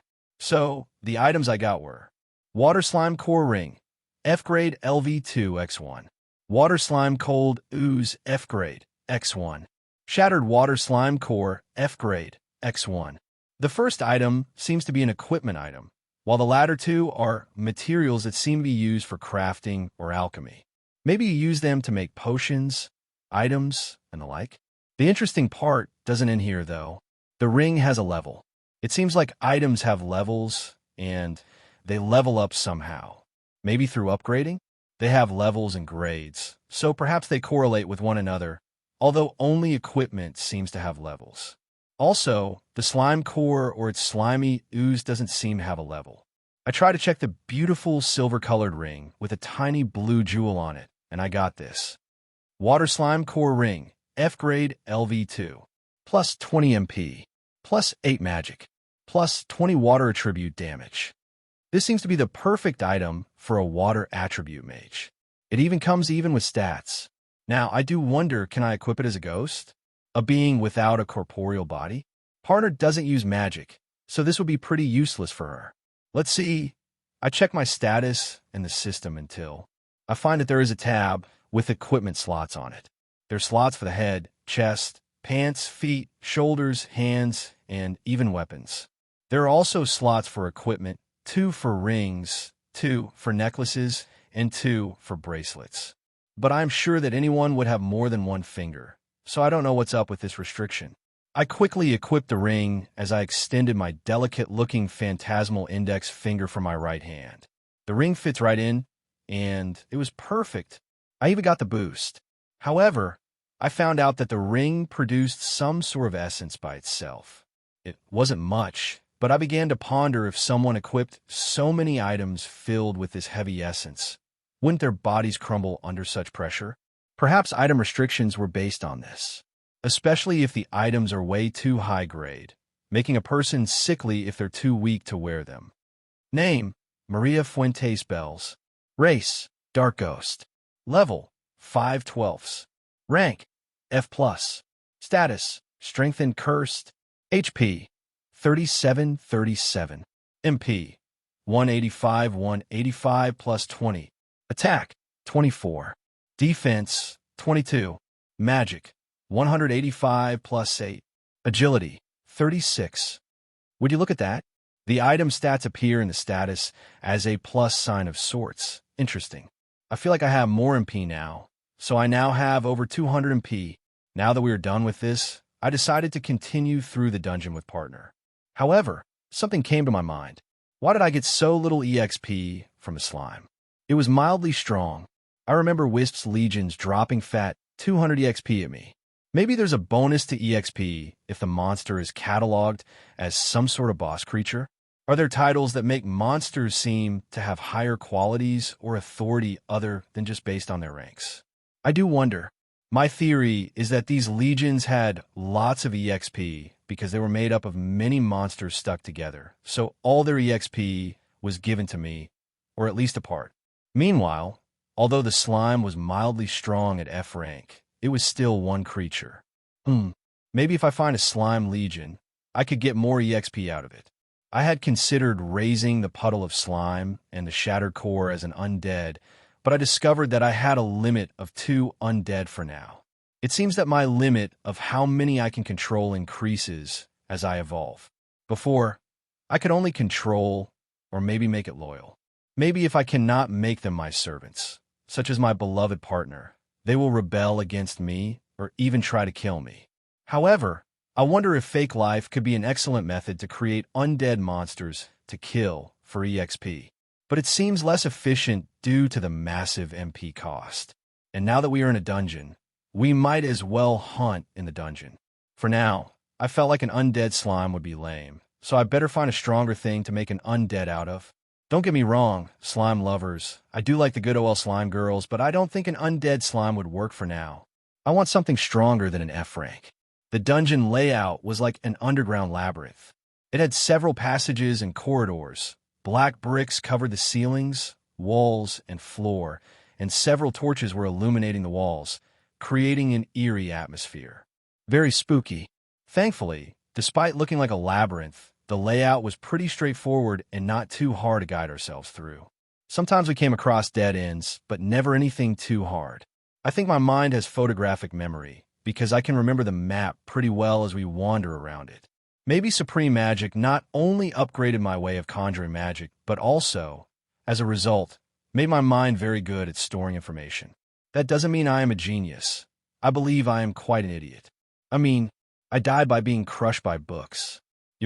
Just by remembering that, it makes me sad. Mommy, big sis, I miss you. Sorry for calling you a gorilla, sister. I never thought I would miss your tomboyish attitude. Partner, you my only family now. Never leave me. I hug partner as she looks at me with a confused look on her skeleton face, rattling her skull. Crackle? However, our cute moment together is interrupted by a creature that suddenly reached towards us, just as we were about to reach the stairs leading to the next floor. Roar! Roar! A furious roar wakes me up from my daze as a beast greets us from below. It felt like epic music began to play because the beast was absolutely terrifying. The creature itself is the size of a lion, and it resembles one as well. But its fur is completely black, it has bat-like wings, and its tail has the head of a snake. Dark Manticore, LV6, rank, state, angered, defending its territory, hungry. A manticore, at this time and age, in this little dungeon's first floor to boot. And isn't that a whole rank above us? Oof. The manticore begins to release an aura of darkness around its entire body, as I can see its muscles suddenly bulge and strengthen. The power of its dark aura suddenly coats its claws, and its sharp crimson-red eyes glare at us. The beast bares its fangs and leaps towards us at an immense speed. Flash, partner, and I quickly evaded as the enormous claws hit the ground, causing the entire floor to tremble. Clash, roar. The beast roars once more as it glares directly at me. However, I wasn't just standing still as I admired your beautiful and soft black fur, buddy. I gathered the mana I had siphoned from the beast, while I also drained its vitality through life drain, recovering some of the HP I lost from the slime's attacks. I even fire a series of dark spheres toward its face for shots, to be exact. Boom, boom, boom, boom. Grar. Each dark sphere was like a cannonball as it hit the hard skin of the creature. Despite its darkness resistance, LV2, my magic deals extra damage thanks to Supreme Magic, easily negating the damage it reduces from its resistance. The dark spheres easily make a dent in the creature's HP, as I see it drop to almost 60%. The monster roars in not only surprise, but pain as it vomits a mouthful of blood and quickly prepares some magic of its own. The bastard greets me with his own dark sphere, which hits me directly on my face. Clash. It seems that the magic stat reduces inflicted magic damage, and because I have tons, it didn't kill me, but still, seeing my face explode into phantasmal essence was not painful, but quite traumatic. He still took a nice chunk out of my HP, bringing me to almost half. However, now partner, Rattle. Partner quickly ambushes the manticore from behind, as she uses her powerful metallic bones and the bone claws skill, which she infused with more mana than usual. The attack is strong enough to generate a claw-shaped phantom from her bony hands. Kleanash, Ungragrag. The manticore takes the entire hit on its face as a horrid wound emerges, blood spurting from it intensively. Partner even managed to destroy its left eye. Way to go. I move around the battlefield as I try to evade the next hit. A sudden black sphere is fired against partner, and without even looking, the beast conjured a piece of magic at the end of its tail where a snake head sat. Dark Gale. I use Dark Gale as partner tanks the dark sphere, slicing off the tail with ease. Grisissa. The snake gives a last groan of agony as it dies. The manticore stumbles before roaring in pain once more before its body suddenly explodes with dark energy. Flash. Suddenly, it leaped right towards me. Fuck. I quickly fire a Dark Gale desperately directly at its face, but the manticore takes the hit so it can grasp me with its shadow claw skill. Slash. Clash. However, before the slashing attack could reach me and rip my phantasmal body into shreds due to it being infused with magic, which can damage ghosts, partner emerges from behind and gives the manticore a specular uppercut to its chin, slamming it into the ceiling. Wow, is partner that strong? Clash. Grewer. The manticore vomits another mouthful of blood as its jaw hangs, almost dislocated. The massive beast falls to the ground before trying to stumble up to its feet. Fuck, it's still alive? It had around 30% of its HP. Well, not for much longer. Partner, let's gang on it. I use Life Drain and Mana Siphon on the manticore before continuously conjuring dark spheres towards the weakened and slow body of the manticore, while partner kicks it and slashes it. Boom. Clash. Slash. Crash. Roar. The monstrous beast roars one last time as its jaws open wide and point themselves at me. Flash. A sudden blast of darkness hits me directly, but partner managed to get in the way, diminishing some of the damage. Nonetheless, our HP went down by a lot. The beast was dead already, but his little parting gift almost killed us. Ding. You've gained 600 EXP. You've leveled up to level 6. The levels of Magic Damage Resistance, LV2, Life Drain, LV2, and Dark Gale, LV1, have increased. You learned the Darkness Resistance, LV1, and Fear Resistance, LV1 skills. Partner has leveled up to level 6. Our HP quickly fills back up as we see what seems to be items emerging from the manticore. Oh, is this some nice loot after this boss-like battle? I quickly fly over and touch the corpse and items. The corpse automatically dismantles itself into materials that are added to my inventory. Ding! You've collected the following items. Dark Manticore's Crimson Eye Necklace, E-Grade LV3, X1. Dark Manticore Venomous Snake Tail Spear, E-Grade Level 2, X1. Dark Manticore's Black Hide, E-Grade, X10. Dark Manticore's Sharp Fangs, E-Grade, X20. Dark Manticore's Flesh and Blood, E-Grade, X30. Dark Manticore's Snake Tail Venom, E-Grade, X5. Ooh, a bunch of items that I will prob not even use. But there are 2 new pieces of equipment, and a spear? I don't know if I can use it properly, but doesn't this fit partner perfectly? Partner, here's your gift. You earned it, buddy. Crackle. I quickly gave partner her spear, and she looked at it with her eye sockets, the red light within them flashing with happiness. I looked at the equipment I just received. Dark Manticore's Crimson Eye Necklace, E-Grade LV3, plus 40 MP, plus 20 Magic, plus 20 Agility, plus 60 Dark Attribute Damage. Dark Manticore Venomous Snake Tail Spear, E-Grade Level 2, plus 100 Attack, plus 20 MP, plus 10 Agility, plus Venomous Fang Effect, plus 50 Venom/Poison Attribute Damage. Wow, this is amazing. This spear really does look nice on partner, and it also has 100 attack by itself while giving her 20 MP and even 10 Agility. Additionally, the spear tip has the Venomous Fang Effect, which can leave deadly venom inside the foe's wounds. It even comes with a plus 50 damage for the venom itself to boot. Meanwhile, my new accessory gives me more of everything, And it even comes with extra damage of dark attribute, my main attribute. I guess the loot was worth the hard time.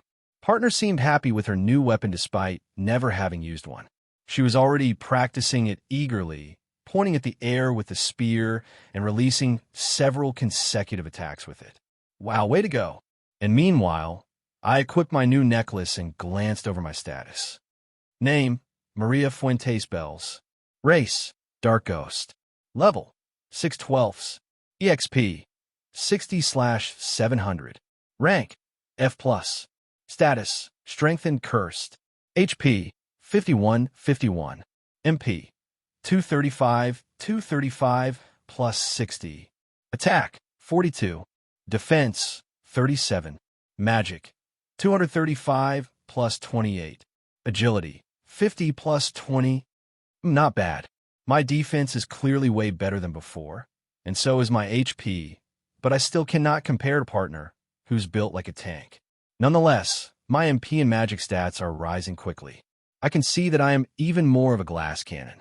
But thankfully, my agility reaches 70 with the equipment I got too, so I'm now way faster than before. Additionally, I got a wider MP pool, more magic for more damage, and then there's the extra dark attribute damage for my Dark Sphere and Dark Gale skills, which are dark attribute skills. With that alone, my power might have doubled if not increased a bit more. After that, what was left were the materials. The entire manticore ended being dismantled into pieces and made into stocks of items almost magically. I don't know how that's even possible, but I assumed it was due to the game-like world I was in, or maybe the system did it for me. I'm also sure that I cannot use it on living beings. I had tried it in the middle of the battle, but dismantling something alive is impossible. It would be too broken. It seems to only work on corpses, but that might include things such as the undead. But with this ability, gathering items for selling or using as crafting or alchemy materials could be cheap and easy. Although I don't even know if there are blacksmiths, alchemists, or anything in this world. Guessing by normal Ice Sky swords and Magic World standards, there should be all of that, if not some more. Suddenly, I realized partner had learned a new skill. In just these few minutes where I was taking a little break, she acquired the spear thrust skill. Was it because she had been thrusting her spear continuously without even taking a break for almost 10 minutes? I think she was throwing a thrust every second. Perhaps there were some hidden conditions that she managed to reach due to her tireless undead body being able to do it without any problems like exhaustion or muscle tension or whatever the living weaklings suffer. Well, partner is just awesome. Good work, I shouted, petting partner. Crackle. Now that we took a break, let's continue downstairs, I said, leading partner down below as she walked at my side. The stairs led below the second floor. I remember Lucifer saying there were a lot of floors, around 20, I think, but we'll try to rush them through so this doesn't take too long. I don't want to spend the entire day inside a dungeon, if possible. However, on the first floor, we only encountered 2 monsters, and it wasn't as infested as the dungeons I made out of my mind. One of its reasons might be because it just emerged. Lucifer said that he fell here and that somehow the ground absorbed his miasma, and this dungeon appeared, surrounding his body. This is probably why he's trapped inside. Maybe his body is way too big to get outside of the crumpled room he resides in. I don't know how I'll get him out of there, though, but we'll see how it goes. Right away, as we descended into the second floor, we were greeted by 2 slimy friends. One was black, and one was green. The black-colored slime was stuck in the wall, so much that someone without good vision would think it was a nasty stain. And the green slime was crawling over the ceiling and falling right on top of me. Ewa! I quickly evaded something I wouldn't have been able to easily avoid before due to the speed in which the slime fell over me. I also noticed my own increased speed, which made me a bit happy. Splat! The green slime splattered on the ground. The hit seemed to have hurt it a bit, and it was oddly slow. Perhaps it was hungry. Green toxic slime, LV2, rank, F-state, starving weakened. I see, so you're starving? Good to know, bye-bye. I quickly fired 3 dark gales towards its large and spherical core, which it exposed to the world when its slime body splattered over the floor. Slash! Crack! The core shattered into pieces instantly, and the slime was dead just like that. Thanks for the meal. Ding. You've gained 60 EXP. EXP 120/700. This guy didn't drop any equipment, sadly. Boo! The black slime noticed us at long last. It seems that it was actually sleeping, and the green slime was about to stealthy attack it and try to eat it or something. Black slime, LV7, rank, F+, stayed angered. Angered? Bring it on. Partner leaped into action before me, as she wanted to try out her spear thrust. Clash. The slime was angry. However, partner didn't care, as she charged right towards it and immediately tried out her new spear weapon and her newly acquired spear thrust skill. Crackle. She moved her skeletal arms fast, and the piercing attacks reached the black slime. Clash. Clash. Clash. 3 consecutive attacks, and, as each one cost only 5 MP, she could continue to spam them as much as she wanted. The black slime tanked 2 hits using its black ooze, but its core was hit by the 3rd hit, cracking a bit. Now's my turn. Dark Gale. I rushed above partner and released a powerful slicing gale of dark winds, directly hitting the black slime's core. Crack. Crash. Yay! The black slime screamed an agonizing cry before dying miserably. And this time around, it didn't drop anything either. Ding! You've gained 80 EXP. EXP 200/700.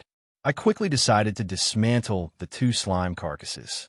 You've acquired the following items. Green Toxic Slime Ooze F grade, X1. Green Toxic Slime Shattered Core, F grade, X1. Black Slime Ooze, F grade, X1.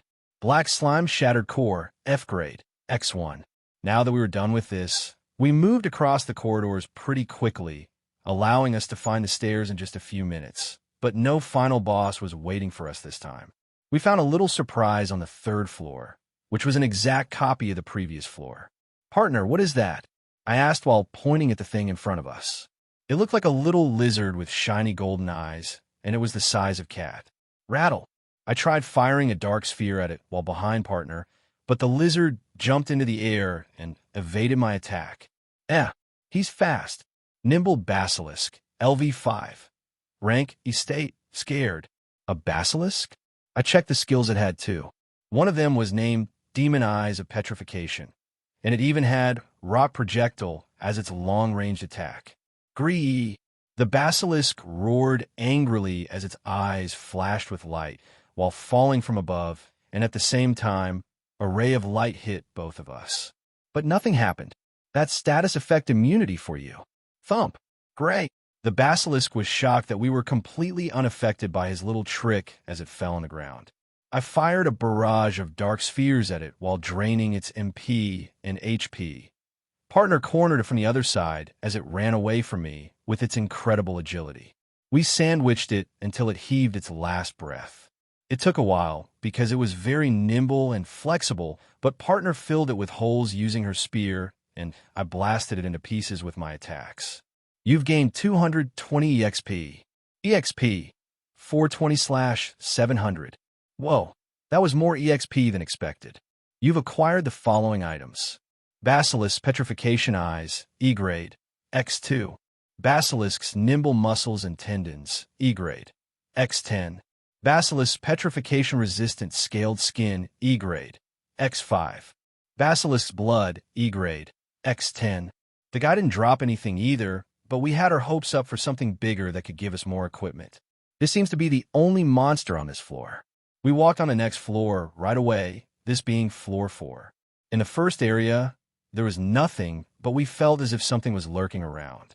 I used the Shadow Sneak skill and merged with the shadows, alongside Stealth, while I left partner to act as the bait. After waiting a bit, suddenly, something emerged from thin air, its scales turning bright, and it resembled a familiar lizard, but this one had crazy, psychedelic eyes and bright scales. It even had the ability to turn itself invisible. Illusion Lizard, LV7, rank, E+, state, hungry. Grisha, the dog-sized lizard, leaped over partner as she greeted it with her spear, hitting it consecutively on its chest. Meanwhile, I appeared from behind and sucked its MP and HP at a fast pace, while firing 3 dark gales towards it. Slash! Slash! Clash! Gry-yerg! Partner's attack and my ambush worked wonderfully, killing the creature within seconds. Ding! You've gained 250 EXP. EXP 670/700. And it dropped an item. You've acquired the following items. Illusion Lizard Scales Witch Hat, E-Grade LV4, X1. Illusion Potion E-Grade, X1. Illusion Lizard Colorful Scales, E-Grade, X20. Illusion Lizard Flesh and Blood, E-Grade, X10. Illusion Lizard Psychedelic Eyes, E-Grade, X2. It came with a Witch Hat ideal for me and an Illusion Potion. Illusion Lizard Scales Witch Hat, E-Grade LV4. Plus 60 MP, plus 30 Magic, plus 10 Agility, plus 50 Charm. Illusion Potion E-Grade. A potion that can cause hallucinations to whoever drinks it. It can be thrown and create an elusive cloud of hallucinogens that last for a few minutes in any target that inhales it. Ooh, I see. So it can be thrown and splash an enemy. How handy. And confuse people, right? And the hat looks nice. Though, wouldn't I stand out too much as a ghost wearing a hat? Well, it seems that I can cover the equipment on my phantasmal body, so it can be masked. It also grants plus 50 charm. There's no charm stat, but I guess it is one of those hidden stats like elemental damage. I quickly wore the hat, which was shiny and gleaming with purple and pink colors. How do I look, partner? I asked. Rattle. Partner seemed to like it. Afterward, I tried putting it on her, and she looked funny. I am loving your style. I chuckled. Crackle. After taking back the witch hat, we continued our journey down below, reaching floor 5 within only a few more minutes. What greeted us was a single treasure chest sitting right in the middle of the room. Suspicious. Partner looked at it in silence. I pointed my phantasmal hand at it and fired a dark sphere. Clash. Graph. I knew it. The treasure chest suddenly opened as large jaws emerged, alongside a long, tongue-like tentacle. It was obviously a mimic. Treasure chest mimic. LV6, rank, E+, state shocked. I knew it. That suspicious chest was actually a mimic. It was so obvious, like a shiny treasure chest sitting right in front of us in the middle of nowhere. How's that not weird? Especially because we had not found any treasure chest yet. So it was even rarer. I mean, some naive guy might have thought he was finally getting lucky, go near the treasure, open it, and get eaten instantly. But not us, of course, huh? The creature was terribly shocked, but I showed no mercy as I siphoned its mana and life force while firing dark spheres from nearby. The chest-like shell easily cracked against my darkness, and it splattered all over the ground. The creature's true body was like that of a mass of tentacles with a large jaw attached to it. Partner went ahead and impaled it several times with her spear, filling it with venom with each thrust. The creature tried to grab her legs, but I sliced apart its tentacles until it gave up and died. I can't help but admit it looked disgusting. Ding! You've gained 400 EXP. Your level has increased to level 7. The levels of Shadow Sneak, LV1, Stealth, LV2, and Dark Gale, LV2, skills have increased. Oh boy, that was a lot of EXP. I guess it really was a treasure. Name, Maria Fuentes Bells. Race, Dark Ghost. Level, 7/12. EXP, 70/800. Rank, F+. Status, Strengthened Cursed. HP, 70/70. MP, 290/290 plus 120. Attack, 56. Defense, 52. Magic, 295 plus 58. Agility, 70 plus 30. Characteristic skills. Unique skill, Supreme Magic. Unique skill, Mana Siphon. Unique skill, System. Unique skill, Goddess Sealed. Undead, LV. Dark Element, LV. Death Element, LV. Fiend Language, LV2. Shadow Sneak, LV2. Resistance Skills. Status Effect Immunity, LV. Magic Damage Resistance, LV3. Darkness Resistance, LV1. Fear Resistance, LV1. Normal Skills, Ghost Touch, LV3. Lesser Curse, LV3. Life Drain, LV3. Possession, LV2. Dark Sphere, LV4. Fake Life, LV3. Stealth, LV3. Dark Gale, LV3. Title Skills, The Dark Witch, LV. Bringer of Misfortune, LV2. Looking at my stats, I noticed they had increased quite a lot once more. Each level feels, I don't know how to say it, delicious in a way. It just gives me a nice, full feeling. As if with each level, my soul grows stronger. Partner also grew stronger, and she managed to reach level 7 just like me.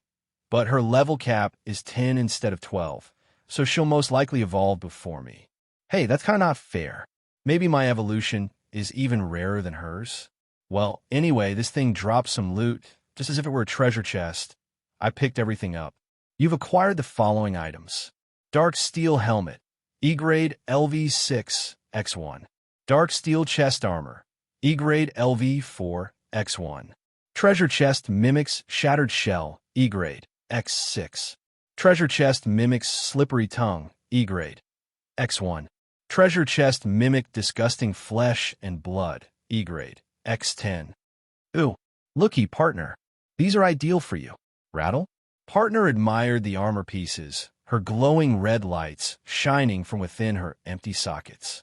The armor looked nice, but I already had my witch hat, and even though I wanted the chest armor, it would get in the way of my sneaky way of fighting, so I gave it all to Partner to reinforce her defensive prowess. She quickly equipped everything and looked pretty nice. The dark metallic helmet and the chest armor made her look more fearful, like a true skeleton soldier you would find in a dungeon. You're looking so cool. Rattle. Partner seemed happy with her new equipment, and her defensive power strengthened. After this little fight, we sneaked on a floor 6, only to find, nothing? There was nothing on floor 6, so we slowly crawled to floor 7. But this kept up for a while, as there was nothing on floor 7, nor 8, nor 9, nor 10. What is going on? Where are all the monsters? Maybe something is going on in the dungeon? I guess because it is new, monsters are just beginning to emerge. However, that ended relatively quickly, as, at floor 11, we finally found a critter to kill and get some EXP. In fact, a lot. There were dozens after dozens of kitten-sized bugs. They looked like beetles and were either blue-colored, red-colored, or yellow-colored. Blue Beetle Soldier, LV4. Rank, F State, Eating. Red Beetle Warrior, LV6. Rank, F+, State, Eating. Yellow Beetle Scout, LV3. Rank, F+, State, Eating. They were crawling through the floor, the ceiling, and everywhere. Are there 100? And we also saw several carcasses of monsters which they were devouring in front of us. It seems that they had been hunting the monsters on the previous floors. Phew. By using Shadow Sneak and Stealth, I was able to sneak through them quickly, and they also had terrible detection abilities, which made my job even easier. I began absorbing their mana and life, while sneaking around, which began to weaken them en masse. Partner rushed right away from the staircase at my signal, as she began to slaughter dozens of weakened and sickly beetles with her foot, claws, and spear. It was a bug massacre. Clash. Splat. Crush. Boom. I began to fire some dark spheres and dark gales, allowing for a miserable death that the bugs didn't expect. I guess they would be overwhelming in numbers against single monsters that were not as amazing as us. But we are a dream team, so we massacred them. And there were so many that I was able to absorb their mana and life constantly. So it was an easy job. Even if some of the red ones fired fireballs at me, I easily evaded or Partner took the hits for me, while I sliced them into nothing with Dark Gale. Each individual EXP was very low, but when we killed dozens after dozens, well, that became a lot of EXP. At the end of the whole ordeal, we had leveled up more than once, but Partner was covered in bug carcasses and bug juice. Ding! Calculating EXP. You've gained 2,650 EXP. Your level has increased to level 8. Your level has increased to level 9. Your level has increased to level 10. Level up Frenzy. Ding. Calculating EXP. You've gained 2,650 EXP. Your level has increased to level 8. Your level has increased to level 9. Your level has increased to level 10. As we massacred the buggers, we received tons of EXP and levels. Through the quick massacre, my skills also leveled up a bit, mainly the ones I spam the most. Holy shit, this is what I call fast-paced progression. Level 10 already, and some of my skills already leveled up pretty high now. My MP and magic stats also reached over 502, half of 1k. I am built up to kill more than ever. After this fruitful grind, I began to pick up everything hastily and then assess things by looking at the slots inside my inventory. Ding! You acquired the following items. Black Beetle Bracelet, F-Grade LV4X2. Dark Copper Greave Armor, F-Grade LV6X2. Red Beetle Shoulder Armor, F-Grade LV3X3. Yellow Beetle Leg Armor, F-Grade LV5X3. Bug Juice F-Grade X74. Varied Bug Carapaces F-Grade X134. A lot of equipment dropped, and a lot of disgusting carcasses. I let partner equip anything that could fit her, so she chose the leg, greaves, and shoulder pieces. I could equip armor, but as I was phantasmal, as stated previously, it would get in the way of my sneaking around. I can hide it with my phantom body, but the material armor is still there. I need some kind of phantom armor that can turn into phantom with me or something, but this junk won't do for me. But partner is physical, so she chose it all. At the very least, little things like bracelets can work with me, so I equipped the 2 bracelets. Black Beetle Bracelet, F-Grade LV4, plus 25 MP, plus 12 magic, plus 10 dark attribute damage.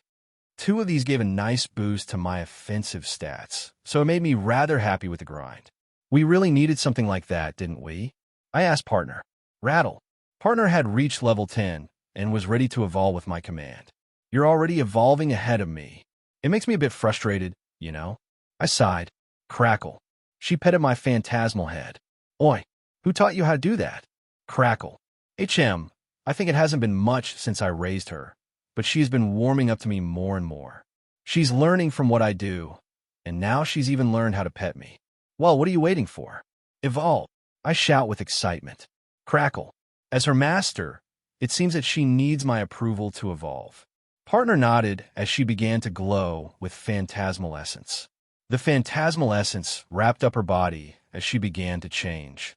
Unlike what I had initially thought she would evolve into, which would probably have been a bigger skeleton with sharp bones and stuff, the changes that came to her were stranger than I could ever imagine. Tendrils started to emerge out of thin air, enveloping her bones. Muscle tendrils entangled against each other and her bones as blood vessels surged from them, and more flesh started to grow with quite the terrifying scene. Her skull was also filled with twisting flesh as eyes appeared with crimson red pupils that looked at me. Yua, this is actually a bit creepy. But wait, she's getting flesh. Skin slowly began to form around her flesh. Even short hair grew on her head, and a bit of hair over her eyes, creating a pair of cute eyebrows. She took out her helmet as the hair gracefully fluttered to her shoulders. It was fluffy and black. Her face looked just like when this body was alive, but a bit younger, and her skin was as brown as dirt and dry, very dry. Her ears had become pointy too. She slowly took off all her armor as she revealed her entire evolution to me. Some clothes suddenly came out of nowhere. A very simple red and black dress that looked a bit tattered, but at least it covered her new body.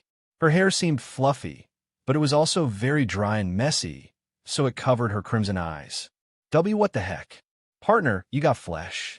Flesh. Partner quickly imitated my words. She could now speak, as she had a throat and vocal cords. Partner has evolved into Lesser Ghoul Warrior. Ghoul. Flesh. Flesh. Fweesh. Partner moved clumsily towards me before hugging me tightly. Phew off. Yeah. We need to practice how to speak, dearie, I sighed. Doughy. She's like a baby. Despite her dry, almost mummy-like skin, she's kinda cute. Name. Partner. Race. Lesser Ghoul Warrior. Level. 10/20. Rank, E+. Status, strengthened. HP, 292/90. MP, 65/65. Attack, 210. Defense, 150. Magic, 55. Agility, 120. Characteristic skills. Undead, LV. Dark Element, LV. Fiend Language, LV3. Black Steel Bones, LV4. Morph Body, LV1. Self-Regeneration, LV1. Flesh Consumption, LV1. Resistance Skills. Status Effect Immunity, LV. Physical Damage Resistance, LV3. Magical Damage Resistance, LV2. Normal Skills. Life Drain, LV4. Bone Claw, LV5. Intimidation, LV3. Spear Thrust, LV3. Dark Bullet, LV1. Steady Fighter, LV1. Title Skills. Servant of the Dark Witch, LV. Damn, you're strong, girl. Oh, you can use Dark Bullet? Is that a lesser version of Dark Sphere? I pondered to myself out loud. Buette. As I glanced at partner's new appearance and status, I found out she was way stronger than an average E-rank monster. The only one I recall having such high stats was the Manticore. Well, she's E+, so that probably means she's above the average E-rank monster. I wonder if humans have ranks too? I wish I could take a look at them. But for now, we should concentrate on the task of rescuing a fallen dragon. Who would have thought that such a task would be the first one I would have? Although I couldn't help but admire the cuteness of Partner, we couldn't just sit here petting each other's heads. Partner equipped her armor and held her spear once more as we decided to descend through the stairs once more. The first thing we found was nothing. Another empty floor. Floor 12 to 15 was a breeze. As nothing happened, there wasn't even a little bug. Well, I suppose floor 11 was filled with bugs that were hunting anything above and below. Lucifer, edgy name, I know, should be on floor 20 if I recall correctly. 5 more floors, and we can finally meet him. On floor 16, however, we met with an unprecedented challenge, a slime nest. The stairs that led downstairs were already pretty slimy, filled with ooze, although not alive. But when we got here, well, it was a slime fest. Slimes of all colors and sizes greeted us, stuck to the ceilings, the floor, the walls, and pretty much everywhere my eyes could see. It was a feast made of EXP. Of course, slimes are still dangerous monsters. Their digestion can even devour souls, so they can damage me directly. But it's not like I'm going to let them touch me anyway. Partner started by roaring as she pointed her spear and impaled 3 slimes right away. Her precise attacks were surprisingly strong, and the slime cores were shattered in an instant. Crash, crash, crash.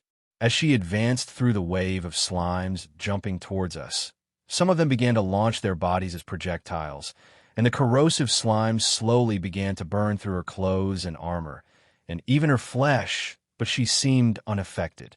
She was expressionless, but this was probably due to her benign undead, who can't feel pain. I didn't just float there doing nothing.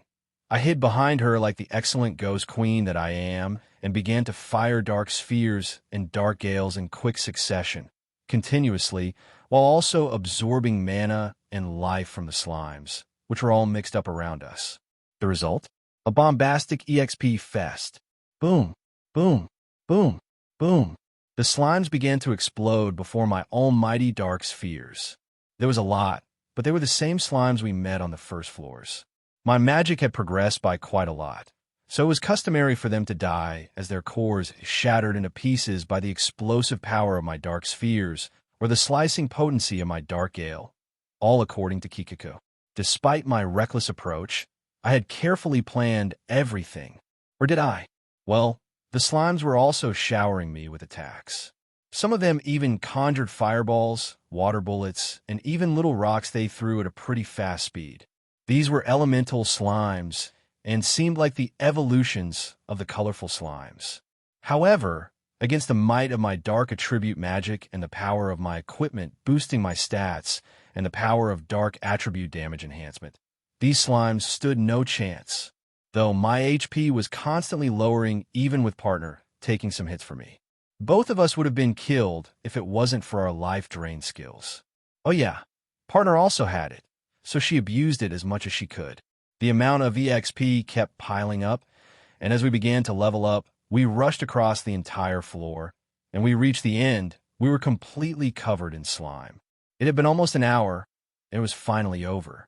These insane rampages where we got a lot of EXP, but we constantly lost HP only to recover it just barely, are really addictive. Or maybe I'm just addicted to the EXP gains. Huh. Whatever the case, the EXP was good. We'll be pretty strong before Lucifer even meets us. We'll have to thank him for granting us such a nice bundle of EXP for us. Ding. Calculating EXP. You've gained 3,760 EXP. EXP 3780/1200. Your level has increased to level 11. EXP 2580/1400. Your level has increased to level 12. You can now evolve. Level 12. I can finally evolve. Nice. How convenient that we found 2 giant armies of living EXP bags. Maybe I should go to the human city next and slaughter them all to get even more EXP. Massive groups of beings give the best rewards. Wait, I just got pretty genocidal all out of sudden. Why? Was I this devilish before? Maybe being a ghost fucked up my psyche? Anyways, time to evolve. No need to think about that stuff that no one cares about. We are all here for the level ups, undead, and evolution after all, right, partner? Partner was slowly regenerating her wounds as she started to slurp the slimes. Time to evolve. Let's see. Evolution options. Shadow Ghost. Wailing Ghost. Abyssal Ghost. 3 options. Shadow Ghost, Wailing Ghost, and Abyssal Ghost. Let's see. I decided to check my evolution options. Shadow Ghost. A dark ghost that has embraced the shadows of the night can evolve into a shadow ghost. A being that can embrace the shadows and become shadows themselves, mixing with them and gaining power in the night. But they become weak at day due to the intense light damaging its shadows. It possesses potent offense at night and great stealth. Wailing Ghost. A wailing ghost is a ghost that attacks by screaming. Its screams can damage foes and even inflict negative status effects such as confusion, madness, paralysis, and more. Wailing Ghost emerges in scenes where people were murdered horribly. The soul of that person, who died screaming in agony, becomes a wailing ghost who constantly haunts the area by screaming loudly. Abyssal Ghost. A mysterious ghost that doesn't have many sightings. Its origins are mysterious, but it is said that it's a special type of ghost that inhabits the underworld realm of Helheim, born from the abyssal and primordial darkness of the abyss. They possess powerful curse, life-draining, and shadow and dark manipulating capabilities. Their abyss can also confuse targets who look upon their figures for too long, and they are dangerous beings that masterful priests can only defeat. All 3 options are very interesting. Shadow Ghost, Wailing Ghost, and Abyssal Ghost. What should I pick? Shadow Ghost seems to be able to fuse with shadows and bring a boost while at night, but you're weak at day. Wailing Ghost is screaming. Probably wide, long-ranged, sound-based attacks that can inflict all sorts of negative status effects. Not bad, but wouldn't it be too loud? Enemies would definitely find me like that, and I prefer to be as sneaky as possible. And lastly, there was the legendary Abyssal Ghost. It came with a little bit of everything. The description also praised it as a strong ghost. So I guess I will pick the obvious choice here. Ding! You've chosen Abyssal Ghost. Flash.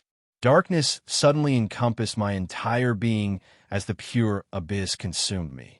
Within this abyssal darkness, I was able to see through somewhere else. For a split of a second, I found myself in a completely different place, an enormous, boundless cave-like structure that extended endlessly across my vision. Enormous creatures of all shapes and sizes inhabited the hellish place. Zombies, skeletons, ghosts, and many other undead creatures roamed the site. The ground was gray, and enormous pits flowed with blue flames. Where am I? Wait, is this the underworld? A fitting one. You're not from here, aren't you?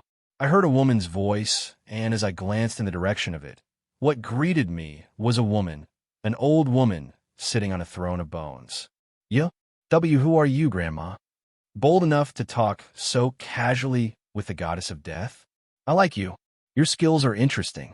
Your potential is endless. Good. You will become a fitting successor. Goddess of death. Now, go back. You're not ready yet. Flash. After the darkness dissipated, I had evolved, and I was back inside the dungeon. My entire body gained more mass than before, and my phantasmal body felt more solid, yet even more phantasmal than ever. I felt like I could easily stretch myself to unprecedented lengths, and the darkness within my soul had become greater, abyssal, even. Ding! You've acquired the Hell's Divine Protection skill. Due to the effects of your divine protection, you've evolved into the Abyssal Ghost Queen, superior unique species. All your stats have increased. The levels of several skills has increased. You learned the Abyssal Body, LV1, Shadow Manipulation, LV1, and Summon, LV1 skills. You acquired the Undead Queen, LV1, title skill. Say what? This is more than I can take. I evolved and received a divine protection from that old grandma? Wait, was she Hell? Hell! Hell, she sounds familiar. Wait, isn't that the goddess of the underworld from Norse mythology? Or was it Death? Or both? Well, that was it. So this world has gods, and I just met one leisurely? What kind of plot twist is this? This is not even a plot twist. It's just an ass bowl. I never thought I had it in me. Honestly, maybe I'm really fitting of being an egocentric protagonist. Fufufu. I quickly checked my stats and found remarkable changes. Name, Maria Fuentes Bells. Race, Abyssal Ghost Queen. Level, 12/20. Rank, D. Status, Strengthened Cursed. HP, 160/160. MP, 868/60 plus 170. Attack, 86. Defense, 82. Magic, 770 plus 82. Agility, 160 plus 30. Characteristic skills. Unique skill, Supreme Magic. Unique skill, Mana Siphon. Unique skill, System. Unique skill, Goddess Sealed. Undead, LV. Dark Element, LV. Death Element, LV. Fiend Language, LV3. Shadow Sneak, LV4. Level Up. Abyssal Body, LV1 New. Resistance Skills. Status Effect Immunity, LV. Magic Damage Resistance, LV4. Leave Up. Darkness Resistance, LV3. Level Up. Fear Resistance, LV3. Level Up. Normal Skills. Ghost Touch, LV5. Level Up. Lesser Curse, LV5. Level Up. Life Drain, LV5. Level Up. Possession, LV4. Level Up. Dark Sphere, LV6. Level Up. Fake Life, LV4. Level Up. Stealth, LV5. Level Up. Dark Gale, LV5. Level Up. Shadow Manipulation, LV1 New. Summon, LV1 New. Title Skills. The Dark Witch, LV. Bringer of Misfortune, LV3. Level Up. Undead Queen, LV1 New. Divine Protections. Hell's Divine Protection. Oh my, everything went up. Though my attack and defense still suck, my MP and magic are insane. And my agility has gotten pretty nice as well. Also, pretty much all skills leveled up. Now I wonder what these new skills do. Summon, LV1. Grants the ability to summon your subordinates near you for battle. Each summon consumes a quantity of mana comparable to their strength. As long as a being is recognized as a subordinate, it can be summoned. Of course, the subordinate must also be willing to be summoned. The higher the level, the less mana cost compared to the summon's power. This one is convenient if I plan to build an army.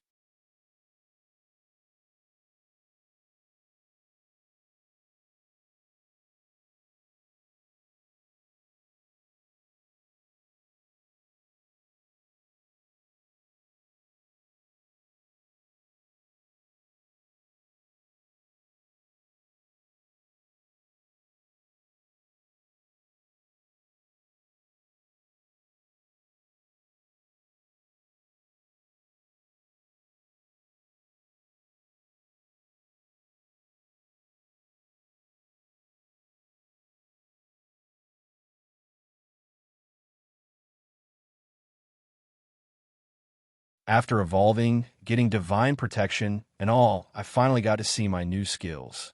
Summon was pretty straightforward. It let me summon my subordinates near my position, no matter where they are. Maybe this is what necromancers use when they make corpses pop up from the ground, even when they are not even in graveyards. But I could quite possibly use it to summon a tamed monster I contracted with, or even human subordinates. Anything, I guess. It didn't seem to have any rule or requirement aside from them being subordinates and willing. And then there is Abyssal Body, LV1. Grants the user's body the ability to become abyssal darkness and shape itself accordingly to your will. It also has the effect of reflecting status effects, mind-related attacks, and any of such powers that a foe tries to ensue over the user. The intensity and power of such effect are increased by leveling the skill up. Grants high affinity with the dark and shadow attributes, enhancing damage dealt and damage resistance by plus 10% with each level. Oh, this one is perhaps the thing that changed my ghost body to be so dark now. It also enhances my dark and shadow attribute damage even more, and it even bounces back negative effects and the like. Interesting. It's like an Uno reverse card sort of deal, but only at level 1. It won't be that strong, I bet. Shadow Manipulation, LV1, grants the ability to manipulate shadows in the nearby vicinity. Manipulating shadows costs constant mana and can be made solid for a small amount of time with even more mana. They can be shaped as the user likes, but the mastery over it and the control over the shadows expands as the skill levels up. Dark and shadow magic can be used in conjunction for greater results. This was an interesting skill. Although it consumes a lot of mana, it can be used in a variety of situations. Maybe I could become shadows and sneak inside the room of a handsome man, changing clothes. Foo-foo. Wait, I can already do that. Ack. No, I'm not a degenerate. Undead Queen, LV1. As an undead queen, you have a natural affinity and authority over death and the undead. The undead that you create receives an enhancement to their growth speed and evolution options, while also receiving a temporal boost to all their capabilities below your command. The power of such effects enhances as the level increases. You can also, and more efficiently, tame undead you've not created. Interesting, with this, partner can grow even faster. Though I should really get new undead ally. But what could it be? After evolving, I have more than just 2 slots now. I believe I have a dozen slots for undead that I can control and forcefully make loyal to me, although there's still a limit at 20. Partner, what friend would you want? I asked partner what she would like to have as a friend this time around. I glanced at the corpses we had, which were all butchered at this point. Well, maybe they won't be meaty, but we can raise a skelly friend, right? Fwin. Partner looked at me, collecting all the loot that the slimes had dropped.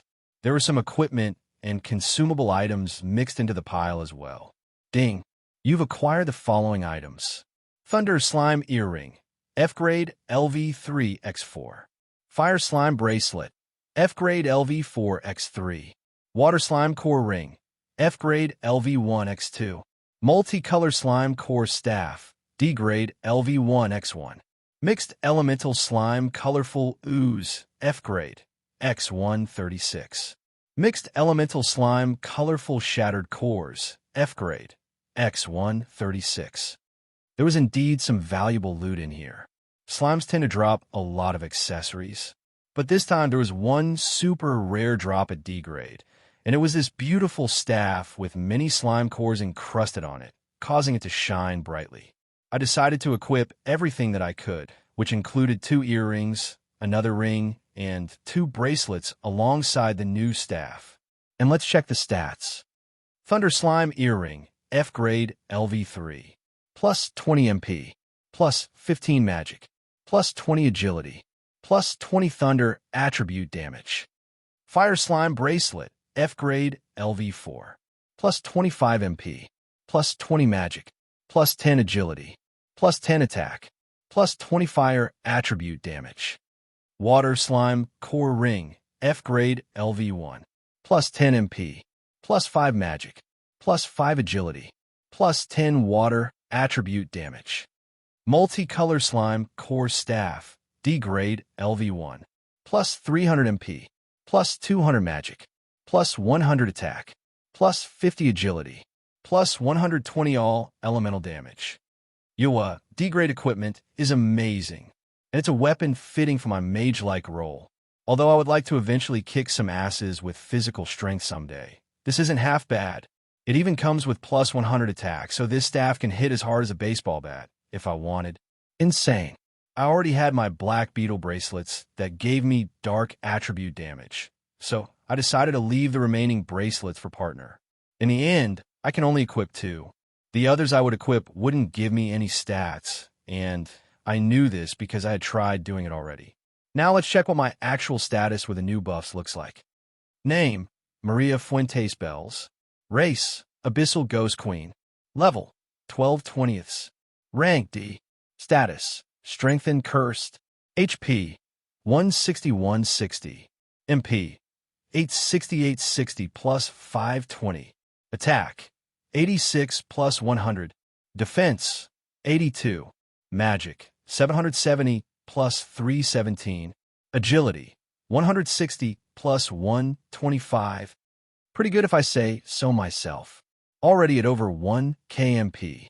With this, I can spam skills more efficiently, even without the need of siphoning mana, so I don't have to get so close to my enemy. Also, my agility is pretty decent, and my magic is also at 1K. Magic is an essential stat for me as it calculates my damage dealt using magic attacks and reduces incoming magic damage.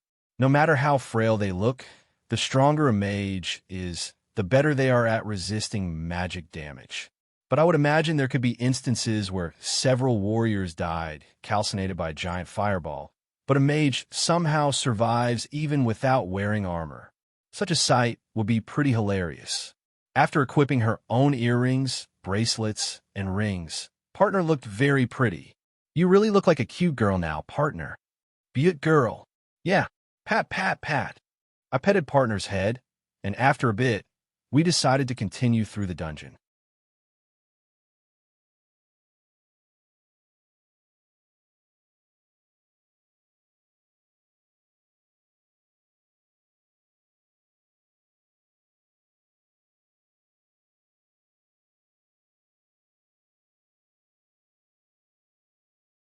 After showering my dear partner with some affection, we decided to continue through this damn dungeon. It has been a nice ride, and thankfully, the next floors were cheap and easy. Right, I forgot, the new partner. I am just happy with only you. But I guess we really need a new party member. Or many more. It would honestly be a headache to find them EXP to level up, though I sighed. Exoop. Well, I am abbreviating it, but it is said as experience points, I said. Experience point. Yeah, just like that. You're learning pretty fast, aren't you? I quickly took out the bones I stored in my inventory. I didn't want to use smelly meat to make some flesh zombie or something, because I don't know if that could even be possible with butchered meat that was mushed all over. I piled up the bones of the manticore, which were solid and sturdy, alongside those of the lizards we fought. There weren't any other bones than these guys, as the other creatures were boneless. The bugs had carapaces, but that's technically not bones. Should I raise them separately? I pondered to myself.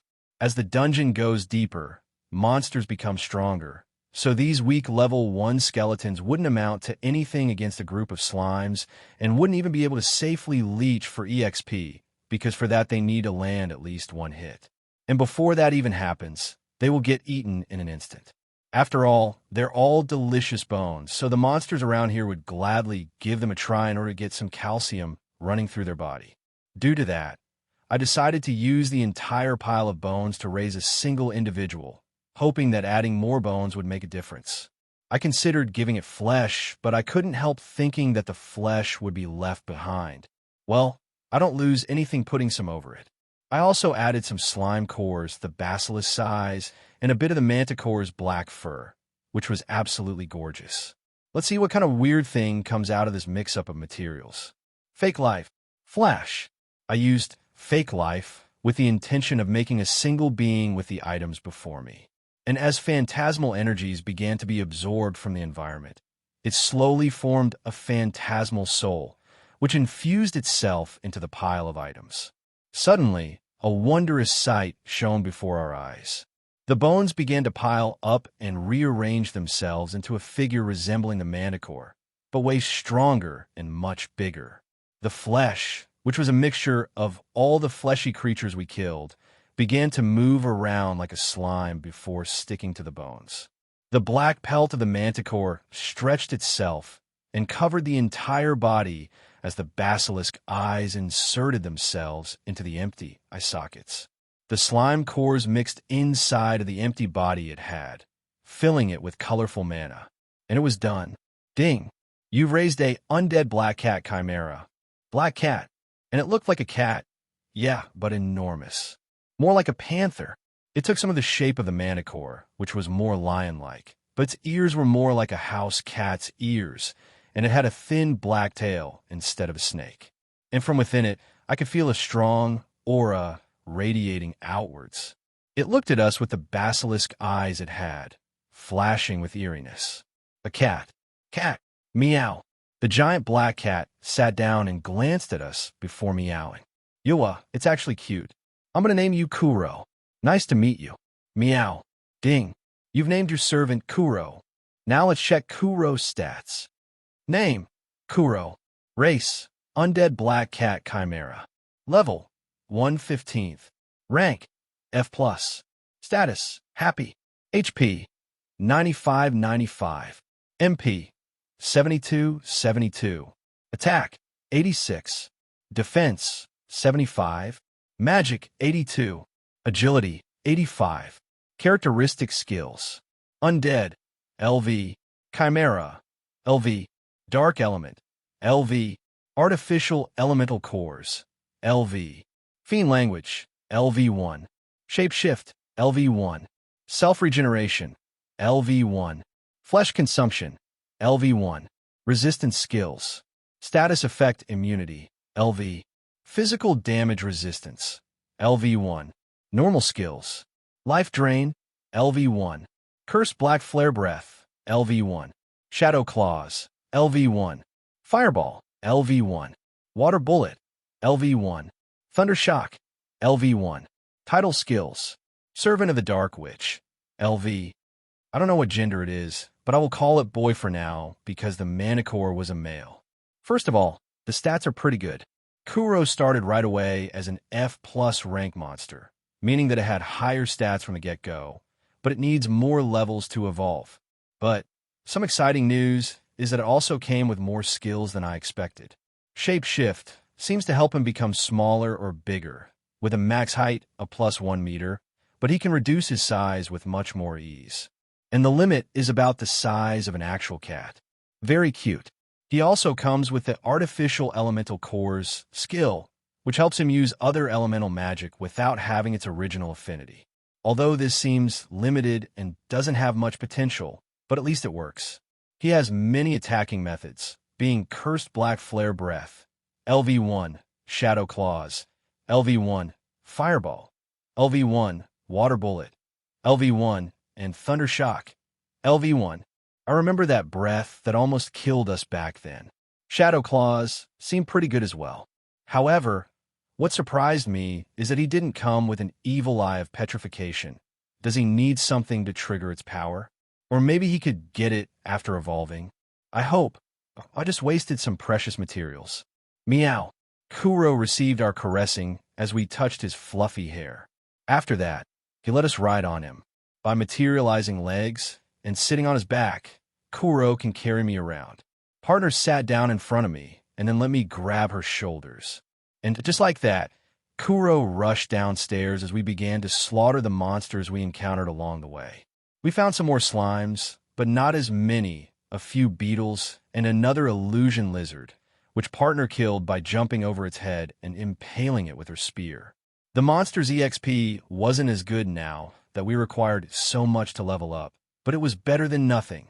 I grabbed the drops, but we didn't find anything worthwhile, and Kuro couldn't equip the items. But at least he leveled up a bit. After a breeze, we reached the last floor. You gained 1156 EXP.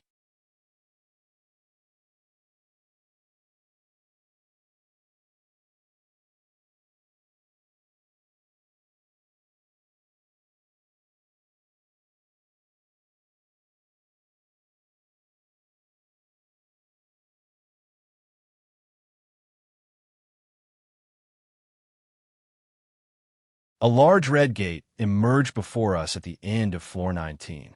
On the other side of the gate was floor 20, the last floor of the dungeon. Lucifer, are you there? You've come? Thank you. I'm surprised by how strong you've grown. Lucifer quickly answers me. Yeah, your dungeon was a pretty good source of EXP for partner and me. We even got a new companion along the way. A new companion? Ah, Black Cat. I see. WL, step inside. I will show you how. Well, you will see how I am now. Lucifer sighed. As I wondered what was wrong with this depressive dragon, we opened the red gates and walked downstairs. Slowly yet steadily, Kuro carried us on his back towards floor 20. Within the darkness, something glowed.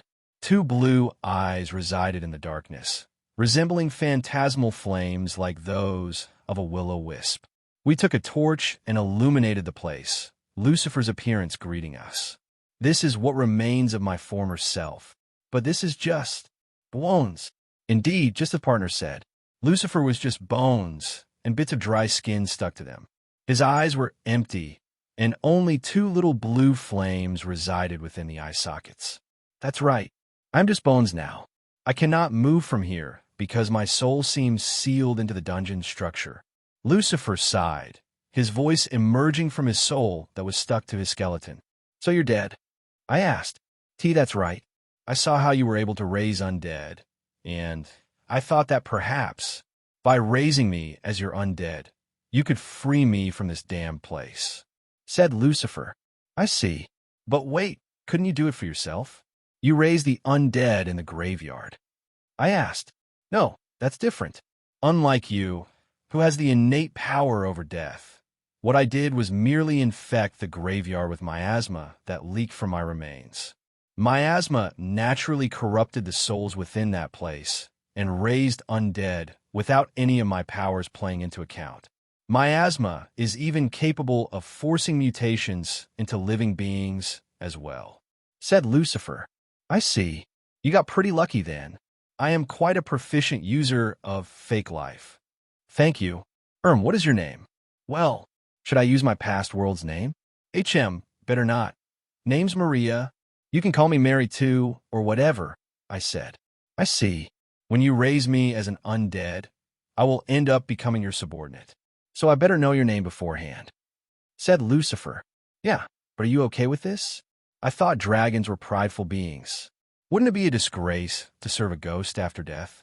I would think that if you were a prideful dragon, you would rather die or go to peace than serve someone as humble as me. I asked. That's an interesting question, but I don't think you're so humble. Lucifer muttered. What did you say? Nothing. Well, I'm not like that. I've always wanted to live a lot. Yes, I am prideful, but I am also filled with wrathful and vengeful thoughts. This is why my soul has stayed here for so long, perhaps. Due to that, I can throw away my pride and honor as a dragon and serve you as long as I can have the opportunity to one day exert revenge against those that did all this to me, my family, and the demon king, my lord. Lucifer sighed once again. Oof, there's a lot of things going on here that I don't know about. Seems like a heavy topic. Well, we can talk that out later on. No need to force yourself to talk about this stuff if you don't want to, I said with a smile. Lucifer's phantasmal eyes flicked a bit as I sensed some of his emotions wriggling. Thanks. You're more considerate than I thought, Mary. Now, fake life. Flash. I immediately used fake life, causing my mana to pour into the skeletal corpse of Lucifer. Yeah? Why you're doing it already? Yeah. Now rise, my fallen dragon. I shouted with excitement. I've always wanted to say something this edgy. Ghoul. Lucifer began to scream as if he was being showered in power. His soul began to mutate with my power as the phantasmal energies merged with him and his remains. Flash. The bones began to crackle and rattle, unifying themselves with the help of the phantasmal force of his soul. Clank, clank. As if they were reassembling themselves, the bones quickly began to regain mass, as I realized that I could actually give him some flesh too. I opened my inventory, and through all the meat, I had some slime cores, and even the other lizard scales, eyes, and whatever else I found. Yeah? What are you throwing at me? Whack. Magic materials, so you can get some flesh too. Necromancy is like crafting in this world. So the more materials you got, the higher quality the undead becomes. Now rise. The flesh began to spiral around his body, and the bones stuck to one another. Scales were added to the areas with no scales, and the cores moved inside the empty ribcage.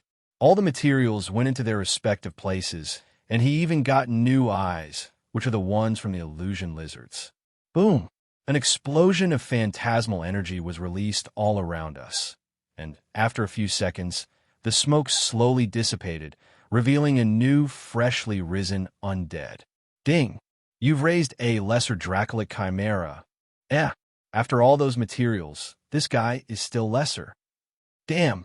Well, maybe Dracolic are strong. So even as he is now, he is lesser compared to true Dracolic.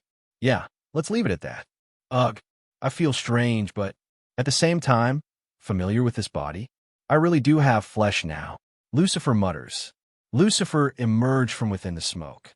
He had gained a more dragon-like appearance than just bones stuck together, but he still looked rather old, rugged, and dry. His eyes shone with bright colors, and he exuded a strong magical power from his chest, where all the shattered slime cores were assembled. "Good morning, sunshine," I said. "Awaken my dragon." "What are you even saying? Rise, my fallen dragon. Stop it already. I invoke you, Dracolic Chimera.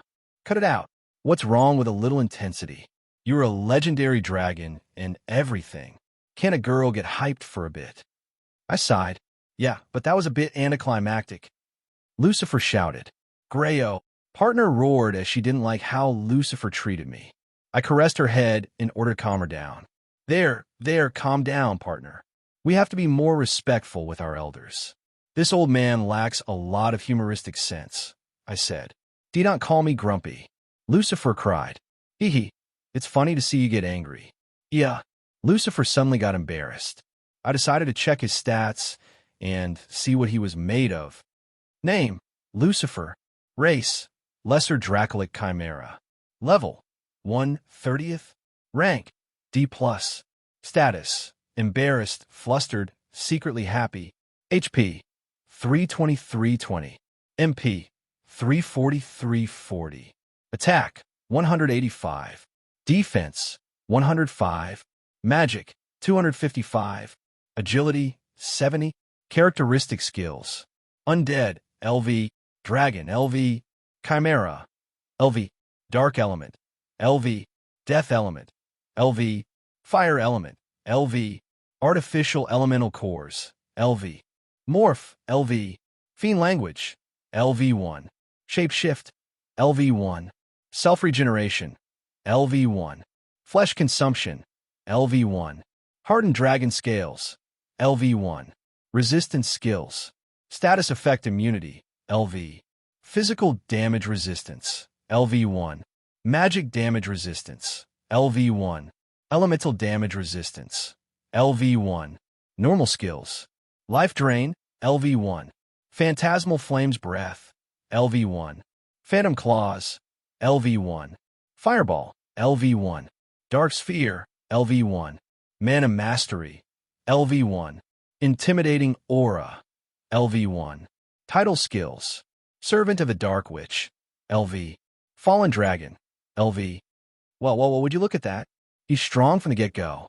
Although his skills are all level 1, his stats are pretty amazing. He's also at D+ rank. HM. Well, seeing how high his stats are, it makes sense. Although his agility is very low, he's slow, which I guess makes sense seeing how big he is. He's pretty decent. I'll give you that. His skills are pretty good as well. He's got a nice mix of defense and offense, and some magic coupled with his breath and claws skills. He also seems to have a dragon scales skill, which reinforces them. He also has shapeshift, so he can grow smaller or bigger, allowing him to be able to sneak out of here. Nice. But what is the morph skill you got? You can see through the soul scripts. The what? Soul scripts? What's that? Soul scripts are the scripts of our soul, where our abilities are located and where they develop. Every ability or skill we possess is part of our soul script. The more they develop, the stronger our soul grows, but the bigger the burden it becomes as well. So that's what you call it. You can't see it directly like I do. I asked. I can inspect my own soul and see through my power, but I am not able to do the same with others. However, it seems that you're capable of doing that. Yup, so what's the deal with Morph? I asked. It's the ability that any dragon is born with. It lets us become. Well, just see. Lucifer suddenly activated the skill, and he exploded into a burst of phantasmal smoke. Poof!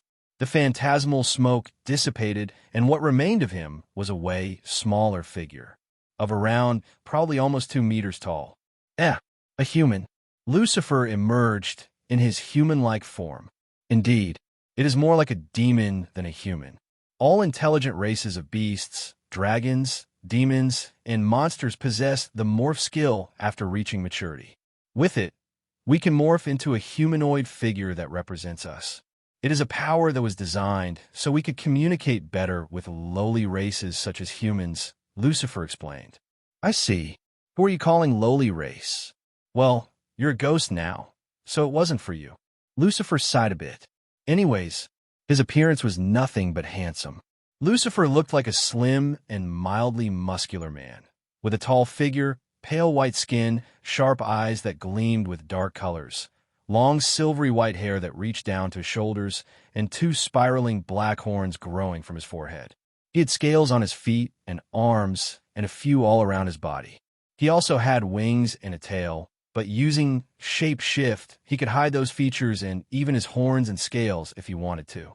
He had a stoic and slender face with a pointy nose and sharp chin. He really looked like a handsome man from a dating sim game or something. I had to admit it. I couldn't get my eyes off him. What? Why are you looking at me so intensively? He timidly asked. Phew. Nothing, I said while averting my gaze. He was able to generate clothes through morph, so he wore a white shirt that revealed a bit of his chest, tight black pants, and leather boots with black gloves. Do you get it? He looked extremely charming. If we get him a town, all the girls will be falling for him in no time. Now, my loyal subordinates, let's get out of here. Wait, is there any last treasure? I asked. No, there wasn't any. The dungeon core wasn't accessible to me either, Lucifer replied. Man, what a letdown. Well, let's get going. As we walked upstairs, Lucifer began to talk about stuff. You know, I might have become your servant, but why you shouldn't abuse it. I won't let you touch me or anything like that, Lucifer said, as if he was a bashful maiden. What are you even talking about? Are you calling me a degenerate? I am a pure and virginal maiden. I said. You were looking at me quite oddly, Lucifer replied. It was just that. I like your boots. I don't even have legs, you know. So I obviously get envious when I see someone with such nice boots. You're not good at lying, Lucifer sighed. But it's the truth.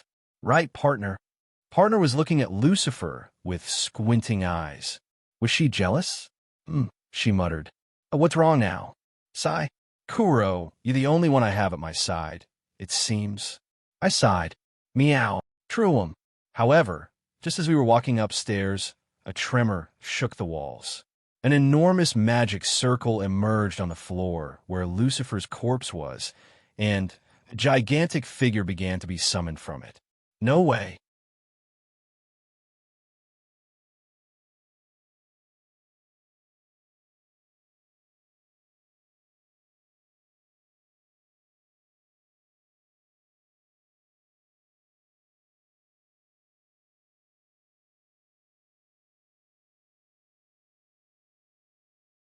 A small spherical jewel shined brightly with black light within the dungeon's depths born from Lucifer. It seemed to sense that its connection to its major provider of energy and miasma, Lucifer, has been suddenly cut. Feeling alarmed, the dungeon core decided to quickly spend almost all of its saved-up energy and summon a new dungeon boss to protect the dungeon, as if it was by instinct. It needed to protect itself. After all, a being so strong that it divided it from its main power source, Lucifer, just appeared. So, of course, it needed to retaliate.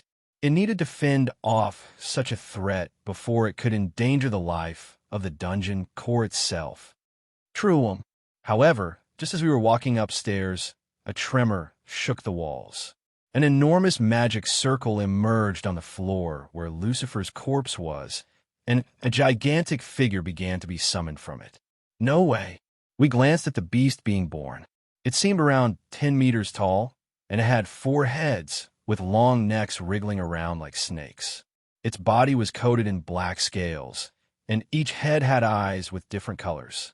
It had a bright jewel on its chest, for limbs resembling those of a lizard, and a short tail. To say the least, it emanated a deadly presence. Dark Shadow Hydra. LV10, rank, D+, state, wrathful. Yuga, D+ rank. We better escape. I shouted. I agree. Although we could get stronger by defeating it, it's not worth the risk. Lucifer added, meow, call us cowards or whatever. I don't give a damn. We quickly began to rush upstairs, but suddenly, Grisha, the giant hydra, seemed angry that we began to cowardly run away, as it extended one of its necks way farther than what should have been possible with its length and caught Lucifer with its jaws. Ugh, damn it. Flash. Lucifer was dragged down as he quickly exploded into phantasmal smoke, transforming into his dragon form once more. Ugh, damn it.